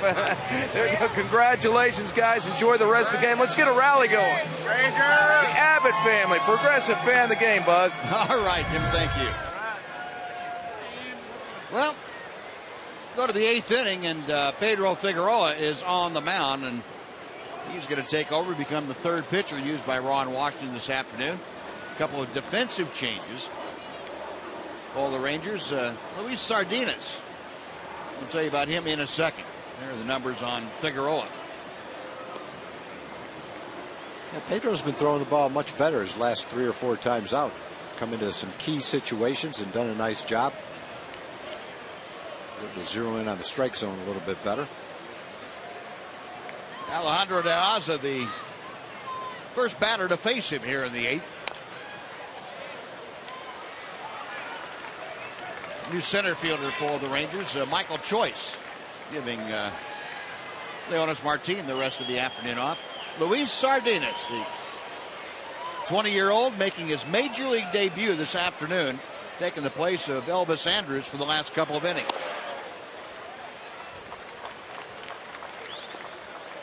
There is the 20-year-old out of Bolivar, Venezuela. Highly thought of prospect in the Ranger organization, called up when Jim Adducing went on the disabled list. And that broken ring finger. 1-1 pitch and a chopper to first, right at the bag. Fielder steps on first. De Aza puts it in play for the first time, but he's out. One gone. Tyler Flowers coming up. And we'll take a look at the AT fan photo of the day. We have selected the photo from Mario. He's a good-looking group of guys. Check that out. Remember, if you want to get your photo in circulation for our broadcast, just send it to hashtag Southwest Fan Photo. And we will, if we select it, we will get it on the air for you. And that's certainly all courtesy of the good folks at AT&T.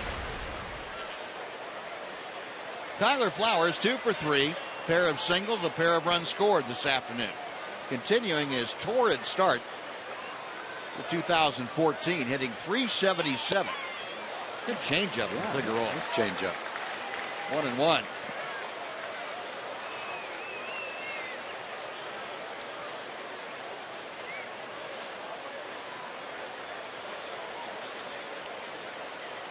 Figueroa's next pitch. Tried to back it up. Another off-speed delivery and missed low. 2-1 to Flowers.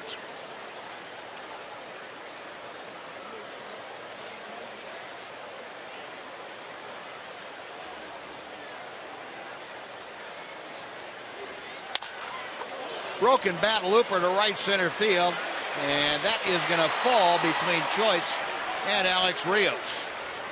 Second time he's hit that exact same ball. Got a base hit like that right before Jordan Dank's home run in the 3rd inning.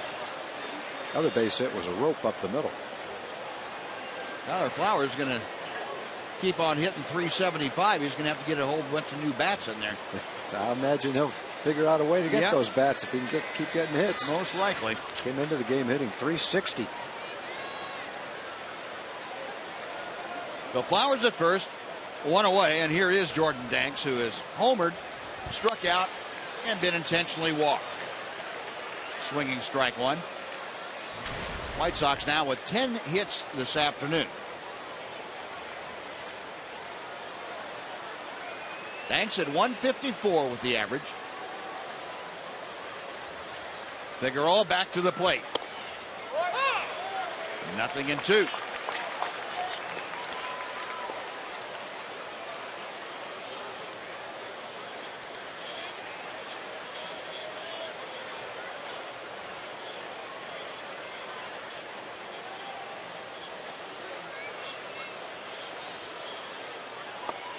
And that pitch a little bit low. 1 ball and 2 strikes. Figueroa hasn't had a whole lot of at-bats by any of the White Sox hitters. Dunn, Canerco, and Viciedo all had 1 at-bat previously against the Ranger left-hander. 1-2 pitch to Danks. That's in the dirt, and Aaron Sebia has to scramble to keep that close to home.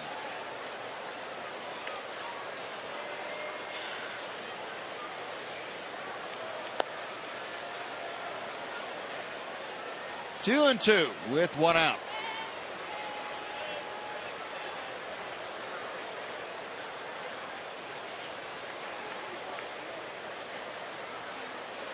Figueroa check to first. Flowers not being held on. And did he go around? The appeal to Bob Davidson? Yeah. Bob Davidson was getting what he was winding up for that call, anticipating they were going to check with him. He was ready for it. Bob Davidson, an umpire after my own heart. He's benching guys out if they, if they even think about swinging. You want my opinion? I'll give it to you. I think Bob was ready to give his opinion on that one, even if they didn't ask him. Two gone now. Back to the top of the order. Marcus Semien with his 5th at bat of the day, and Semien 2 for 4. Had the big blow in the 6th inning, a bases clearing triple with 3 across, and really got the White Sox some breathing room. That made it an 8-2 game. It's a good changeup that floats in for a strike, and it's 1-1.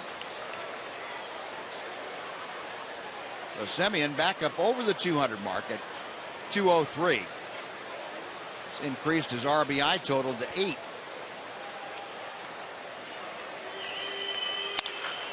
Base hit to right field. Flowers to second, puts the brakes on as Rios gets the ball back in. Well, Semien with his 3rd hit of the afternoon, and now Connor Gillespie will come up. Semien came into the game only hitting 200. He's playing second base. Gordon Beckham, the regular second baseman, is out with an injury right now, but he's holding his own pretty well. Looks like a nice defensive player. He runs well. Hasn't been in the minor leagues very long. Got a big hit today too. The 3-run triple, a couple other hits to go along with it. Now, first and second, Gillespie at the plate 0 for 3, and he has a sacrifice fly. Facing the left-hander Figueroa, and that first pitch fouled off. 35,402 on hand. Good turnout this Easter Sunday afternoon. Rangers and White Sox drawing nearly 120,000 for the 3-game series.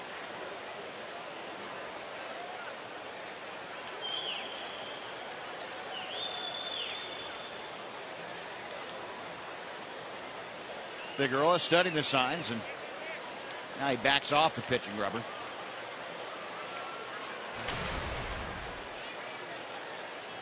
Gillespie 10 RBI despite not having a home run yet. White Sox 3 home runs today. They have now hit 23. And that breaking ball is wide of the mark.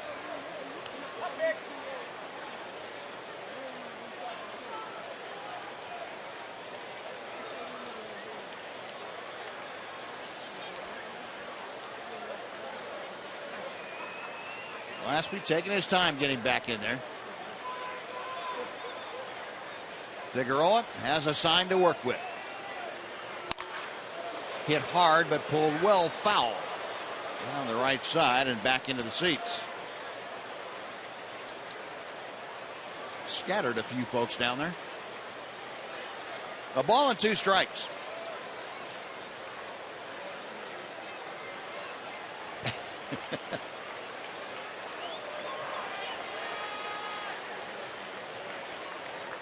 It's like that young lady may get an Easter foul ball.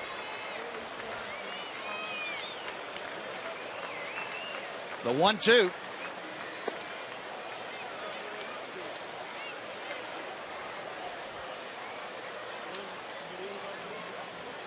We mentioned the Rangers tomorrow. Yu Darvish gets the start. Nick Martinez is slated to get the start for Texas on Tuesday night in Oakland. He'll be opposed by Tommy Malone. Martinez taking the place of the DL'd Tanner Shepard. And ball 3 is outside.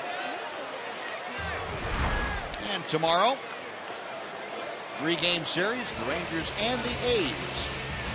Alex Rios, the hottest Ranger hitter, and Alberto Callaspo leads the A's with that .327 average, 11th in the American League. We'll be with you at 9 o'clock tomorrow night. from Odotco Coliseum. Another A that's playing pretty well is Craig Gentry. Yeah. Back in the lineup, back being healthy. Rolled on the ground to first. Fielder will underhand to Figueroa covering, and that'll do it. No runs, 2 hits, 2 left. Rangers coming to bat in the bottom of the 8th. They are trailing 9-2 on Fox Sports Southwest.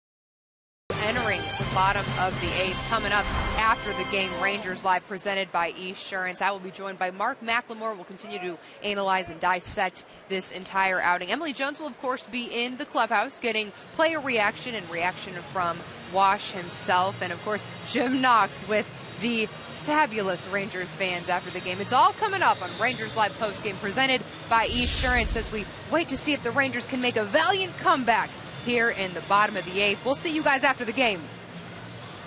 All right, Aaron, thank you very much. Well, we head to the bottom of the 8th, and Andre Rienzo is just called up from the minor leagues for the White Sox. He is making his appearance here, a 25-year-old, a native of Brazil, and he is one of only 2 native Brazilians to play in the major leagues. He and Yan Gomes of the Cleveland Indians, the only 2. He is on a starter by trade, and on here to pitch the 8th inning. Facing Josh Wilson, Michael Choice, and J.P. Arancibia. Fastball for a strike. Rienzo signed with the White Sox as a free agent back in 2006. Josh Wilson pops it up. That will be just over the Ranger dugout. Back into the seats. And the count moves to 1-2. Rienzo made his major league debut last year in Chicago, went 2-3 in 10 starts for the Pale Hose. He had a .482 earned run average. Big breaking ball and just off the outer edge. 2-2 to Wilson. Josh today has walked and scored. He's also lined to second base. Another pop-up. Abreu over right at the railing, but that is in the camera bay, just out of reach.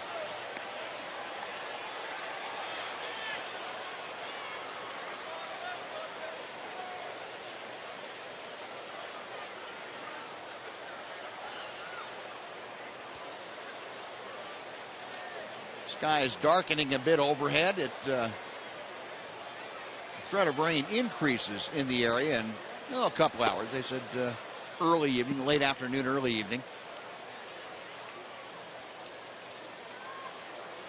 Breeze still continuing out of the south, blowing in from right field. Those clouds thickening up a bit. Hard hit ball, but pulled foul down the third base side. It remains 3 balls and 2 strikes.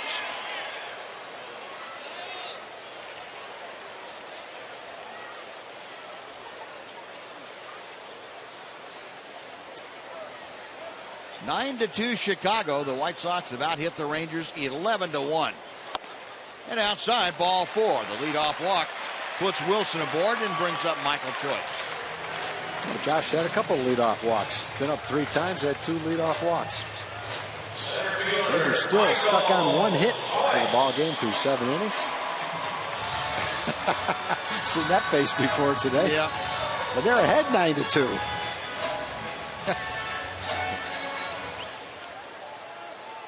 Don Cooper, the longtime pitching coach for the Chicago White Sox.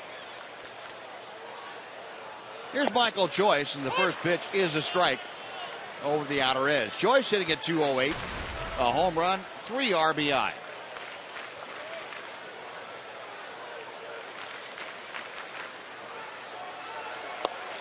And he takes strike 2.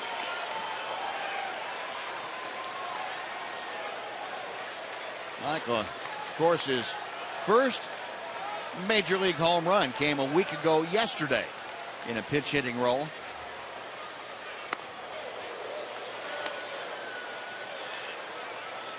Said a moment that he will never forget. And I can just imagine.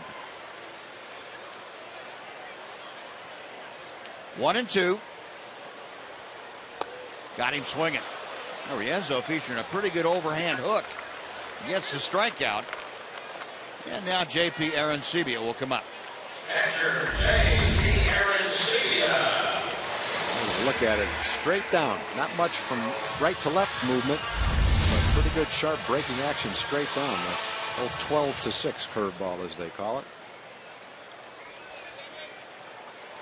J.P. 0 for 2 today. He has skied to center and popped out. 0-1.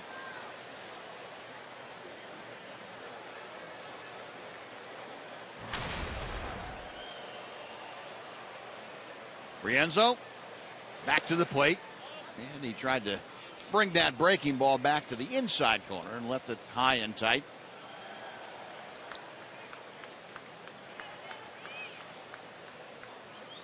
Right-hander working quickly, and he hit him with a fastball. Bored right in on JP, and he had no chance to get out of the way. A walk, strikeout, and hit batter. The first 3 hitters that Rienzo has faced. Now Shin-Soo Choo. That doesn't please the pitching coach very much either.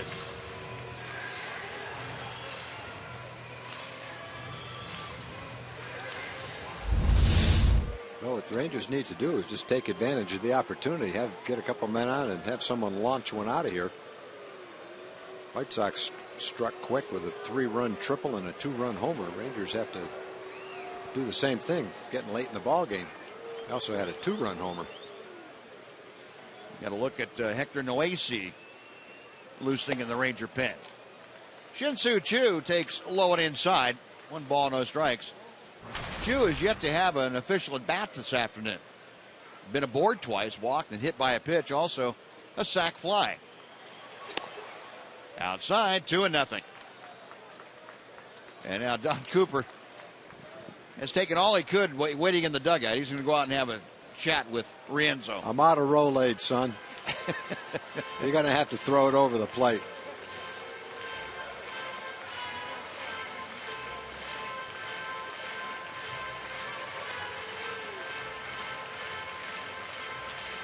This is where you earn your money as a pitching coach.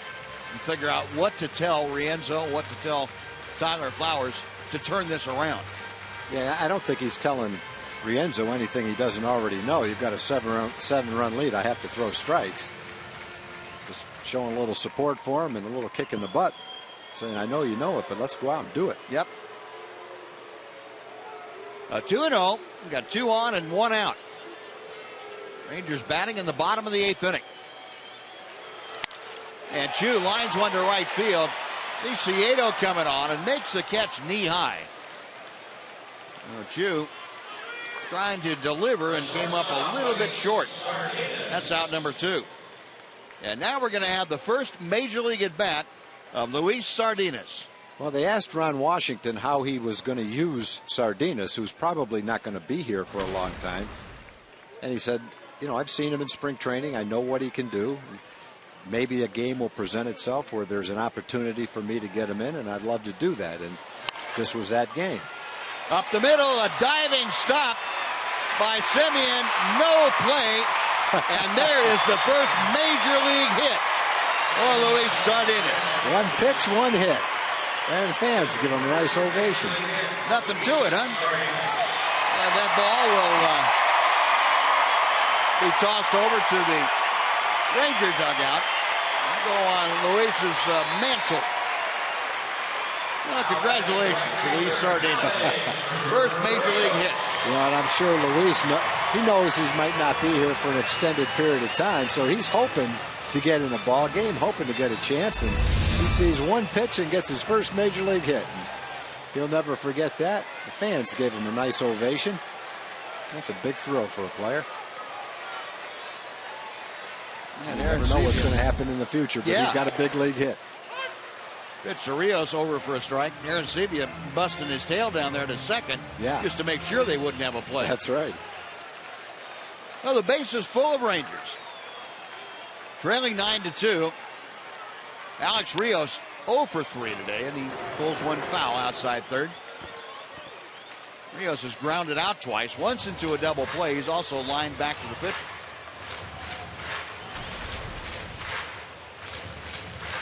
So 2 hits this afternoon for the Rangers. One of them, the first major league hit for Luis Sardinas.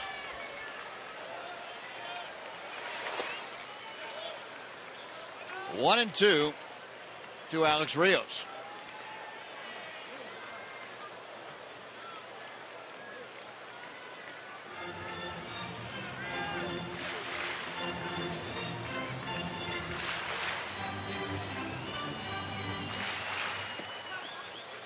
Wilson, the Ranger runner at third. Aaron Sebia at second. Sardinas at first. 1-2 pitch. And again, Rios able to check his swing on a good breaking ball. That evens the count at 2-2.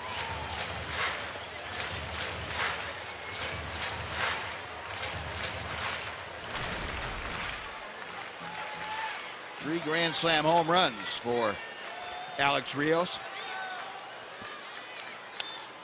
Ooh. Foul back on a high fastball, and it's still 2-2.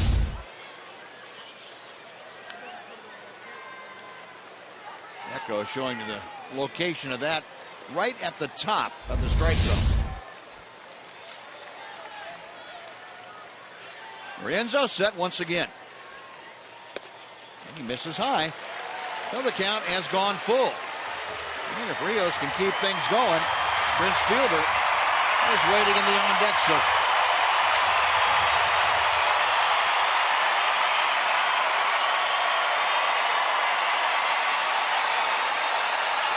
The payoff pitch popped up behind home plate. Flowers off of the mask, but that's back in the 4th row.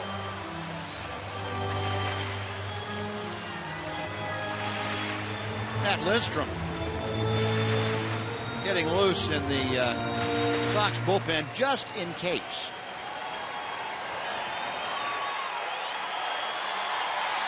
Bases full, 2 outs. Rangers trail by 7, but they could put a pretty good dent in that deficit here. Runners on the move. Another payoff pitch. This one's popped up, and it will stay in play. Coming down the line, Abreu. He makes the catch, and that'll do it. Well, the Rangers leave the bases full on a hit, then a walk and a hit batter. We're going to the ninth. 9-2 Chicago.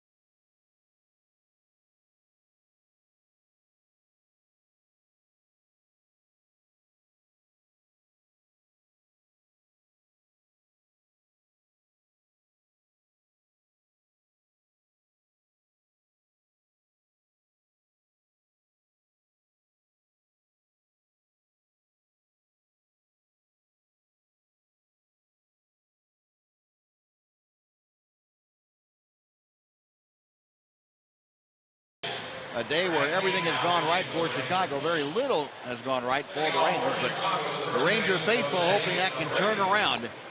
Right now it'll be up to Hector Noesi as the new pitcher to shut the White Sox down, give the Rangers one last opportunity to do some offensive damage. Noesi acquired last week from the Seattle Mariners. Mariners had designated him for assignment. This is his 5th game, 0-1 with a .506 earned run average. And Noesi here in the 9th inning will face Abreu, Dunn, and Viciedo. The White Sox grouping threes together. They put 3 on the board in the 5th, 3 on the board in the 6th. Added 2 in the 3rd inning. And that has gotten them out in front, 9-2. Still have a lot of fun here at the ballpark. A little playing with Dad there, trying to smack him on the nose. 1 ball and no strikes.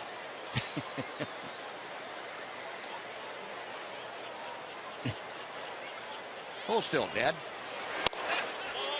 And the next pitch to Abreu inside. It's 2-0. Abreu, a 2-run home run in the 5th inning. His 5th of the year. 1 for 4. And Noesi misses outside. It's 3-0.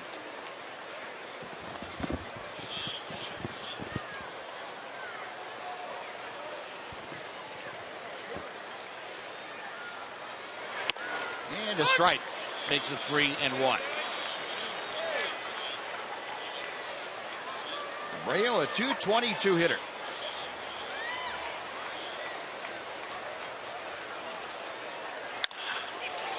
That's going to go up a little bit as that line drive settles into right center and scoots by Michael Choice all the way to the wall. So Abreu continues into second base. Boy, that line drive was, double. That thing was scalded. That thing hit and looked like it took off. It hit like a rock hitting a lake, skimming along the lake.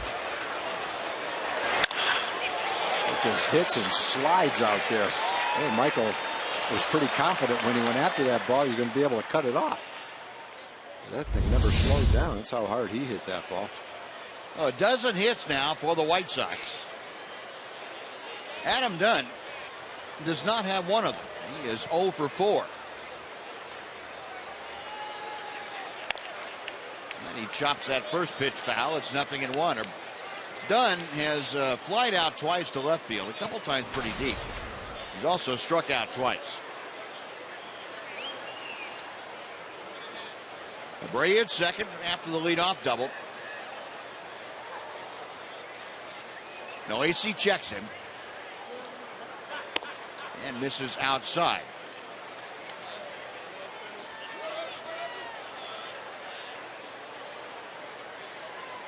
Rangers have already won the series here against the White Sox, and that snapped the streak of 4 consecutive series losses to the Chicago Southsiders. Rip and a miss as Noesi pulled the string just a little bit.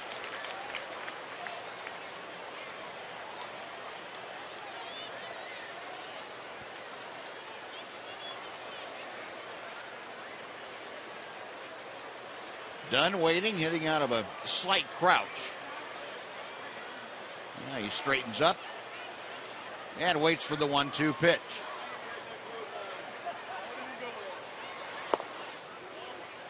Two and 2.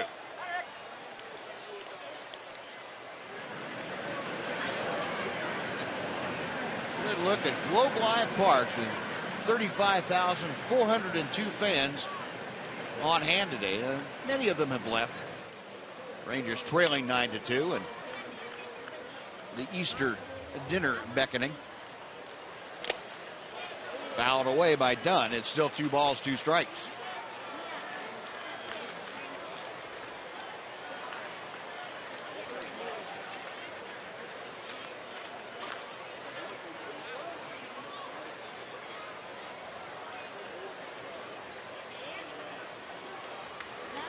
Dunn back in there and checking with JP Aronsebi to make sure that JP was no worse for wear after that last foul ball off his mask. Another 2-2 pitch. Full count.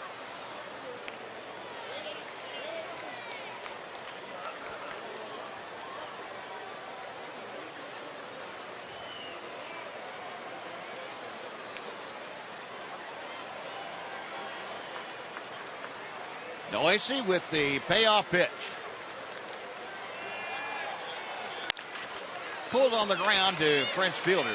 He'll take it to the bag at first. Abreu jogs on over to third. So he is stationed there with one out. Dion Viciedo is coming up.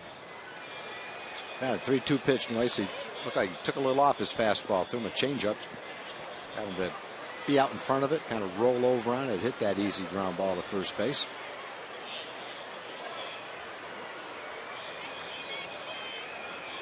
Viciedo went opposite field his last time up for his first home run of the year. He is 2 for 4. He also has a double. Noese's first pitch to him. Line to left center. That's down for a hit. It will score Abreu. And Viciedo, with his second RBI of the afternoon, makes it a 10-2 Chicago lead. The White Sox didn't do much in the first 2 ball games. In fact, in the last 3 games, they had only scored 4 runs. In their last 5 games, they had only scored 10. They've got 10 today, which matches their total for the last 5 games coming into this game. They got the bats going today. 1 on, still 1 out. Alexei Ramirez takes the first pitch on the inside corner for strike 1. Ramirez 1 for 4. Average now down to 351. He has scored a run today, and he has Viciedo at first. A ball and a strike. Lindstrom continuing to throw. Looks like we will probably see him to start the 9th inning.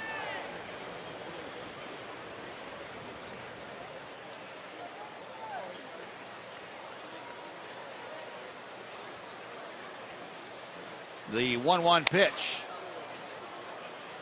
Well, he hit that right off the end of the bat, and it was going to hit him in the shoulder if he hadn't made contact. I don't think I've ever seen a ball go straight back to the screen that hit right on the end of the bat. I haven't either.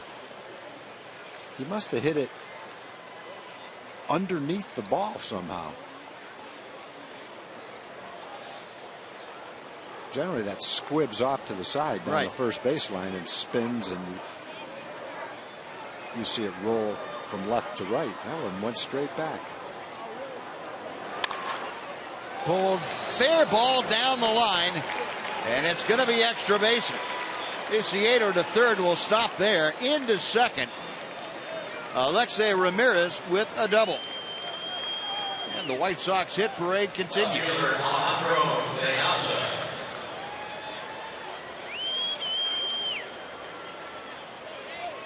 Well, one guy that hasn't been a member of the hit parade is DeAsa.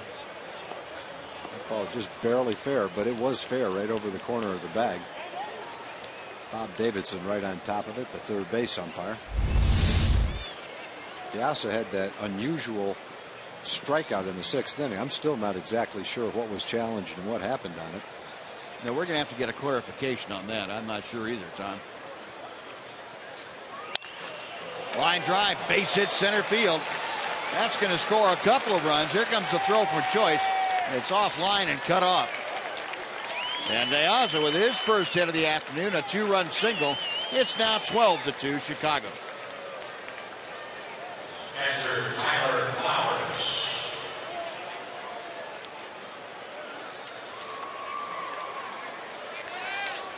Well, DeAsa driving in his 7th and 8th runs of the year. He gets that fastball that a hitter loves to see. Out over the plate, a little bit below the belt.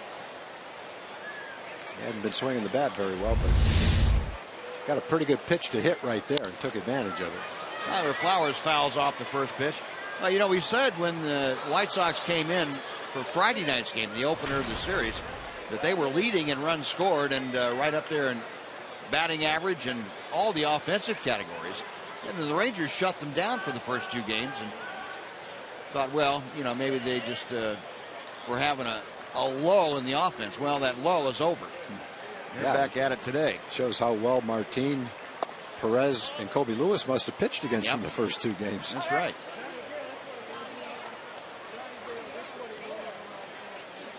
$12 runs on 15 hits this afternoon for the White Sox. Flowers has 3 of those hits already. Takes that pitch low. It's 2-1.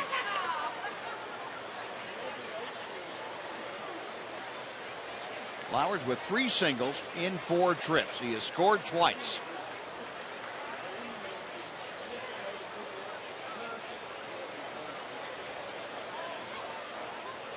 Deaza not being held on at first.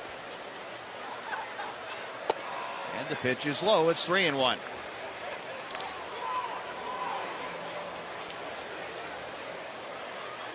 Ron Washington and Tim Bogar, one of those games where you just have to bear through it for 27 outs.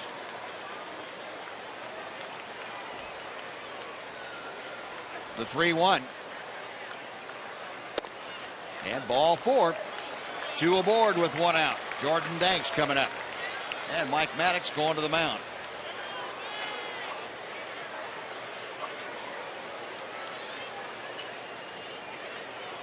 And Lacey having a little trouble spotting up his fastball primarily.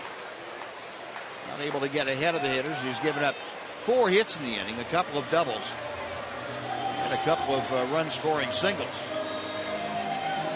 Mike out there, calm him down, give him a breather, and get an idea of how he wants to go ahead and attack Jordan Danks. You give me that ground ball at somebody, we'll get you out of here with a double play. Danks 1 for 3 with that 2-run home run. Noese's first pitch to him is a knee-high strike.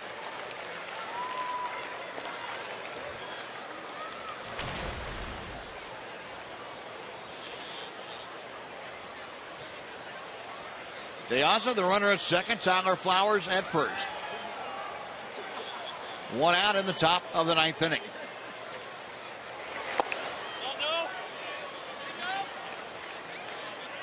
Query down to Bob Davis. He said, no, he didn't swing that time. A ball and a strike.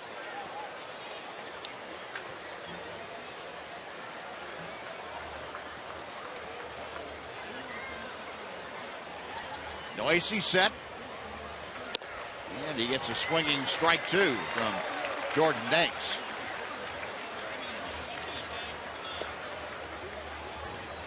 Hector Noese worked 3 nights ago against his former team, the Seattle Mariners. He had 2 shutout innings against the Mariners. Today, a little bit different story. Got him swinging. Doing a couple of pretty good changeups. That's been the one pitch he's had some success with this inning.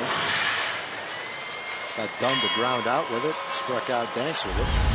Second baseman Marcus Semien. Got 3 runs in, but a couple more men on base trying to sneak out of this with only 3 runs. Marcus Semien to the plate for his 6th at bat today. He is 3 for 5 with 3 runs driven in. Check swing, it's a strike, 0-1. Semien singled in the 3rd, had a 3-run triple in the 6th, and singled again in the 8th inning.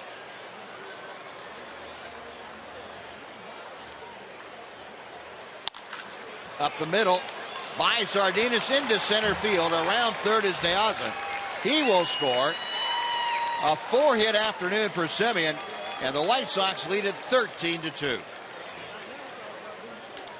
Third baseman Hunter Gillespie.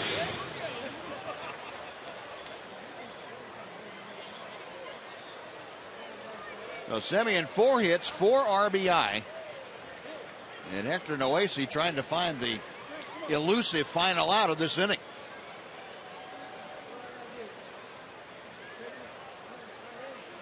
Connor Gillespie 0 for 4 with a sacrifice fly. Takes strike one.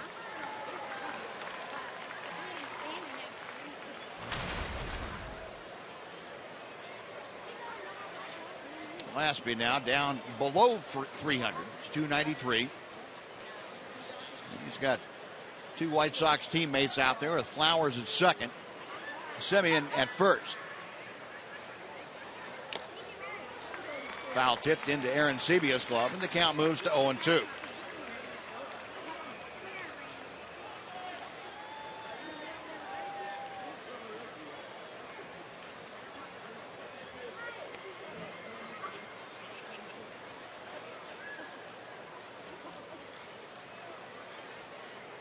Noesi bent at the waist, checking out the signs. Now he's set. And a drive down the right field line. Rios in pursuit, can't get there. One hop, it's off the wall.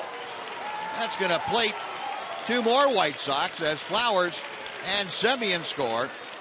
A two-run double for Gillespie. It is now 15-2 Chicago. Yeah, this is one of those innings where he's going to get the last out, whether they get 5 runs or 15 runs. There's no one warming up. And he's having a hard time getting that last one right now. 3 doubles in the inning. Sox now have sent 10 men to the plate as Jose Abreu bats for the second time. Abreu began this inning by doubling to right center field.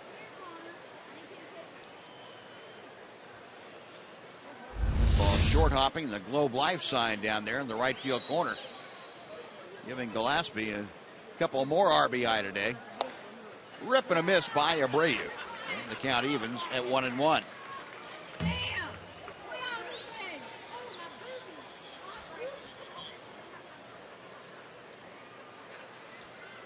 Abreu with that double, also a 2-run home run, 2 for 5, excuse me.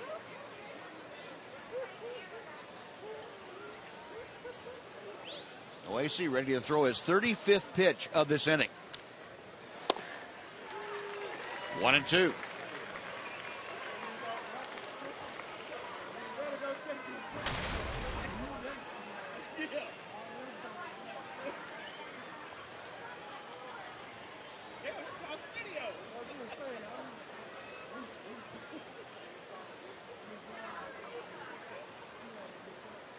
Now the right-hander ready.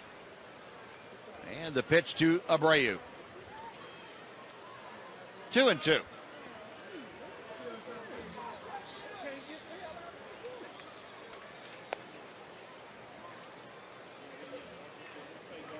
Hector Noesi, he is puffing pretty hard right about now. This inning will take a lot out of him. Trying to find a way to get that last out. 2-2 pitch. On the ground, a fair ball down the left field line. Around third, coming in to score is Gillespie. Into second with his second double of the inning. Here's Jose Abreu. It is 16-2. Designated hitter, Adam Dunn. Well, the first 3 guys in the lineup have knocked in 10 runs today. Semien, Gillespie, and Abreu. It's not the first ball that's been hit right down the line like that. Just barely fair, but it caught the corner of the bag.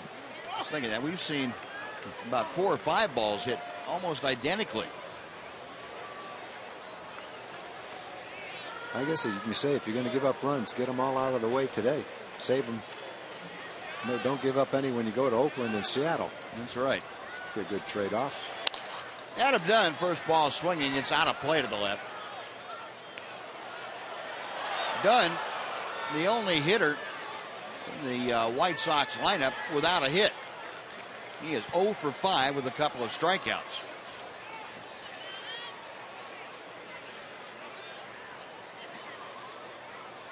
Noesi with the 0-1 pitch to him. A ball and a strike.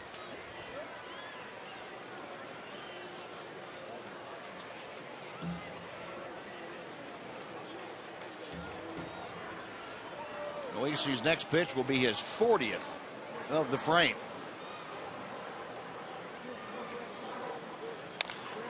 And a chopper to first. That hits the bag. But it pops up right to Prince Fielder, who's able to corral it and take it to the bag. And that'll do it. The White Sox sent 11 men to the plate, scored 7 times.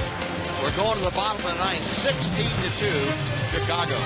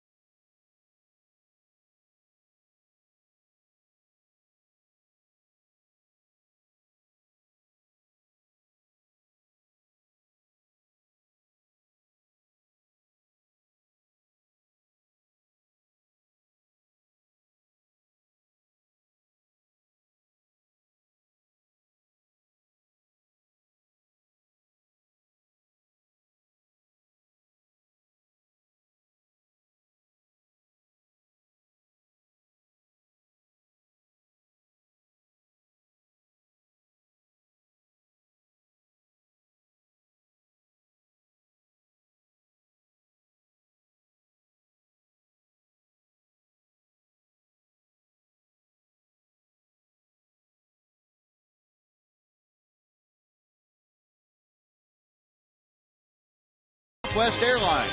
Find Southwest Airline fares online only at southwest.com.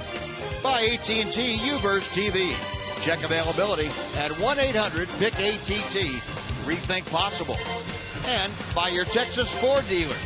Take the EcoBoost Challenge to see why Ford is the best in Texas. Kids having a good time at the ballpark. Rangers not having nearly as much fun, but see if they can make the ninth inning a little more jovial here. Matt Lindstrom is on the hill, and Prince Fielder is starting things off. Takes strike one. And the numbers for Lindstrom. Opponents getting it to him at a 321 clip this year. Hard hit ground ball to shallow right field. That's where Semien is. And Prince now 0 for 2.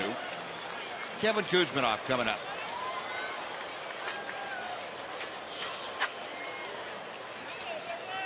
And instead of Kuzminoff, it's going to be Donnie Murphy.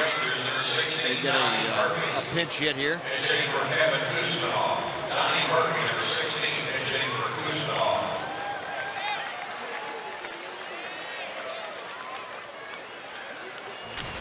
Donnie Murphy off the bench, and he will face Matt Lindstrom.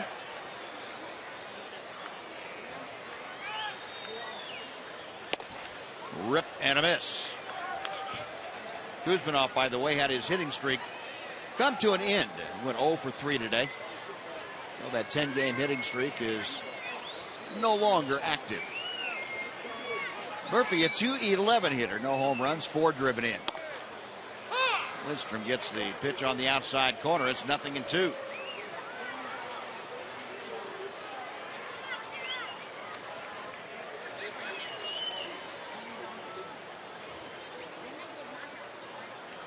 And the next pitch to Murphy. A ball and 2 strikes. You know, that young man still, he is getting that rally cap ready. He's pretty sure he's going to be able to use it.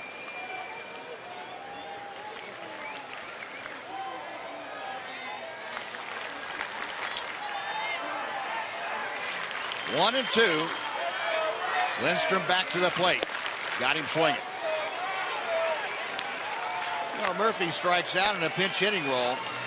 2 gone here in the 9th inning, and Mitch Moreland will get his 4th at bat.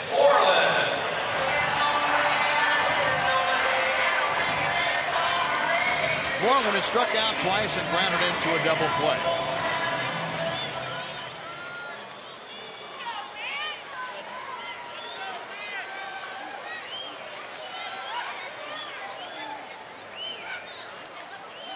First pitch, a little bit outside. 1 ball and no strikes. Mitch at 261 with the average.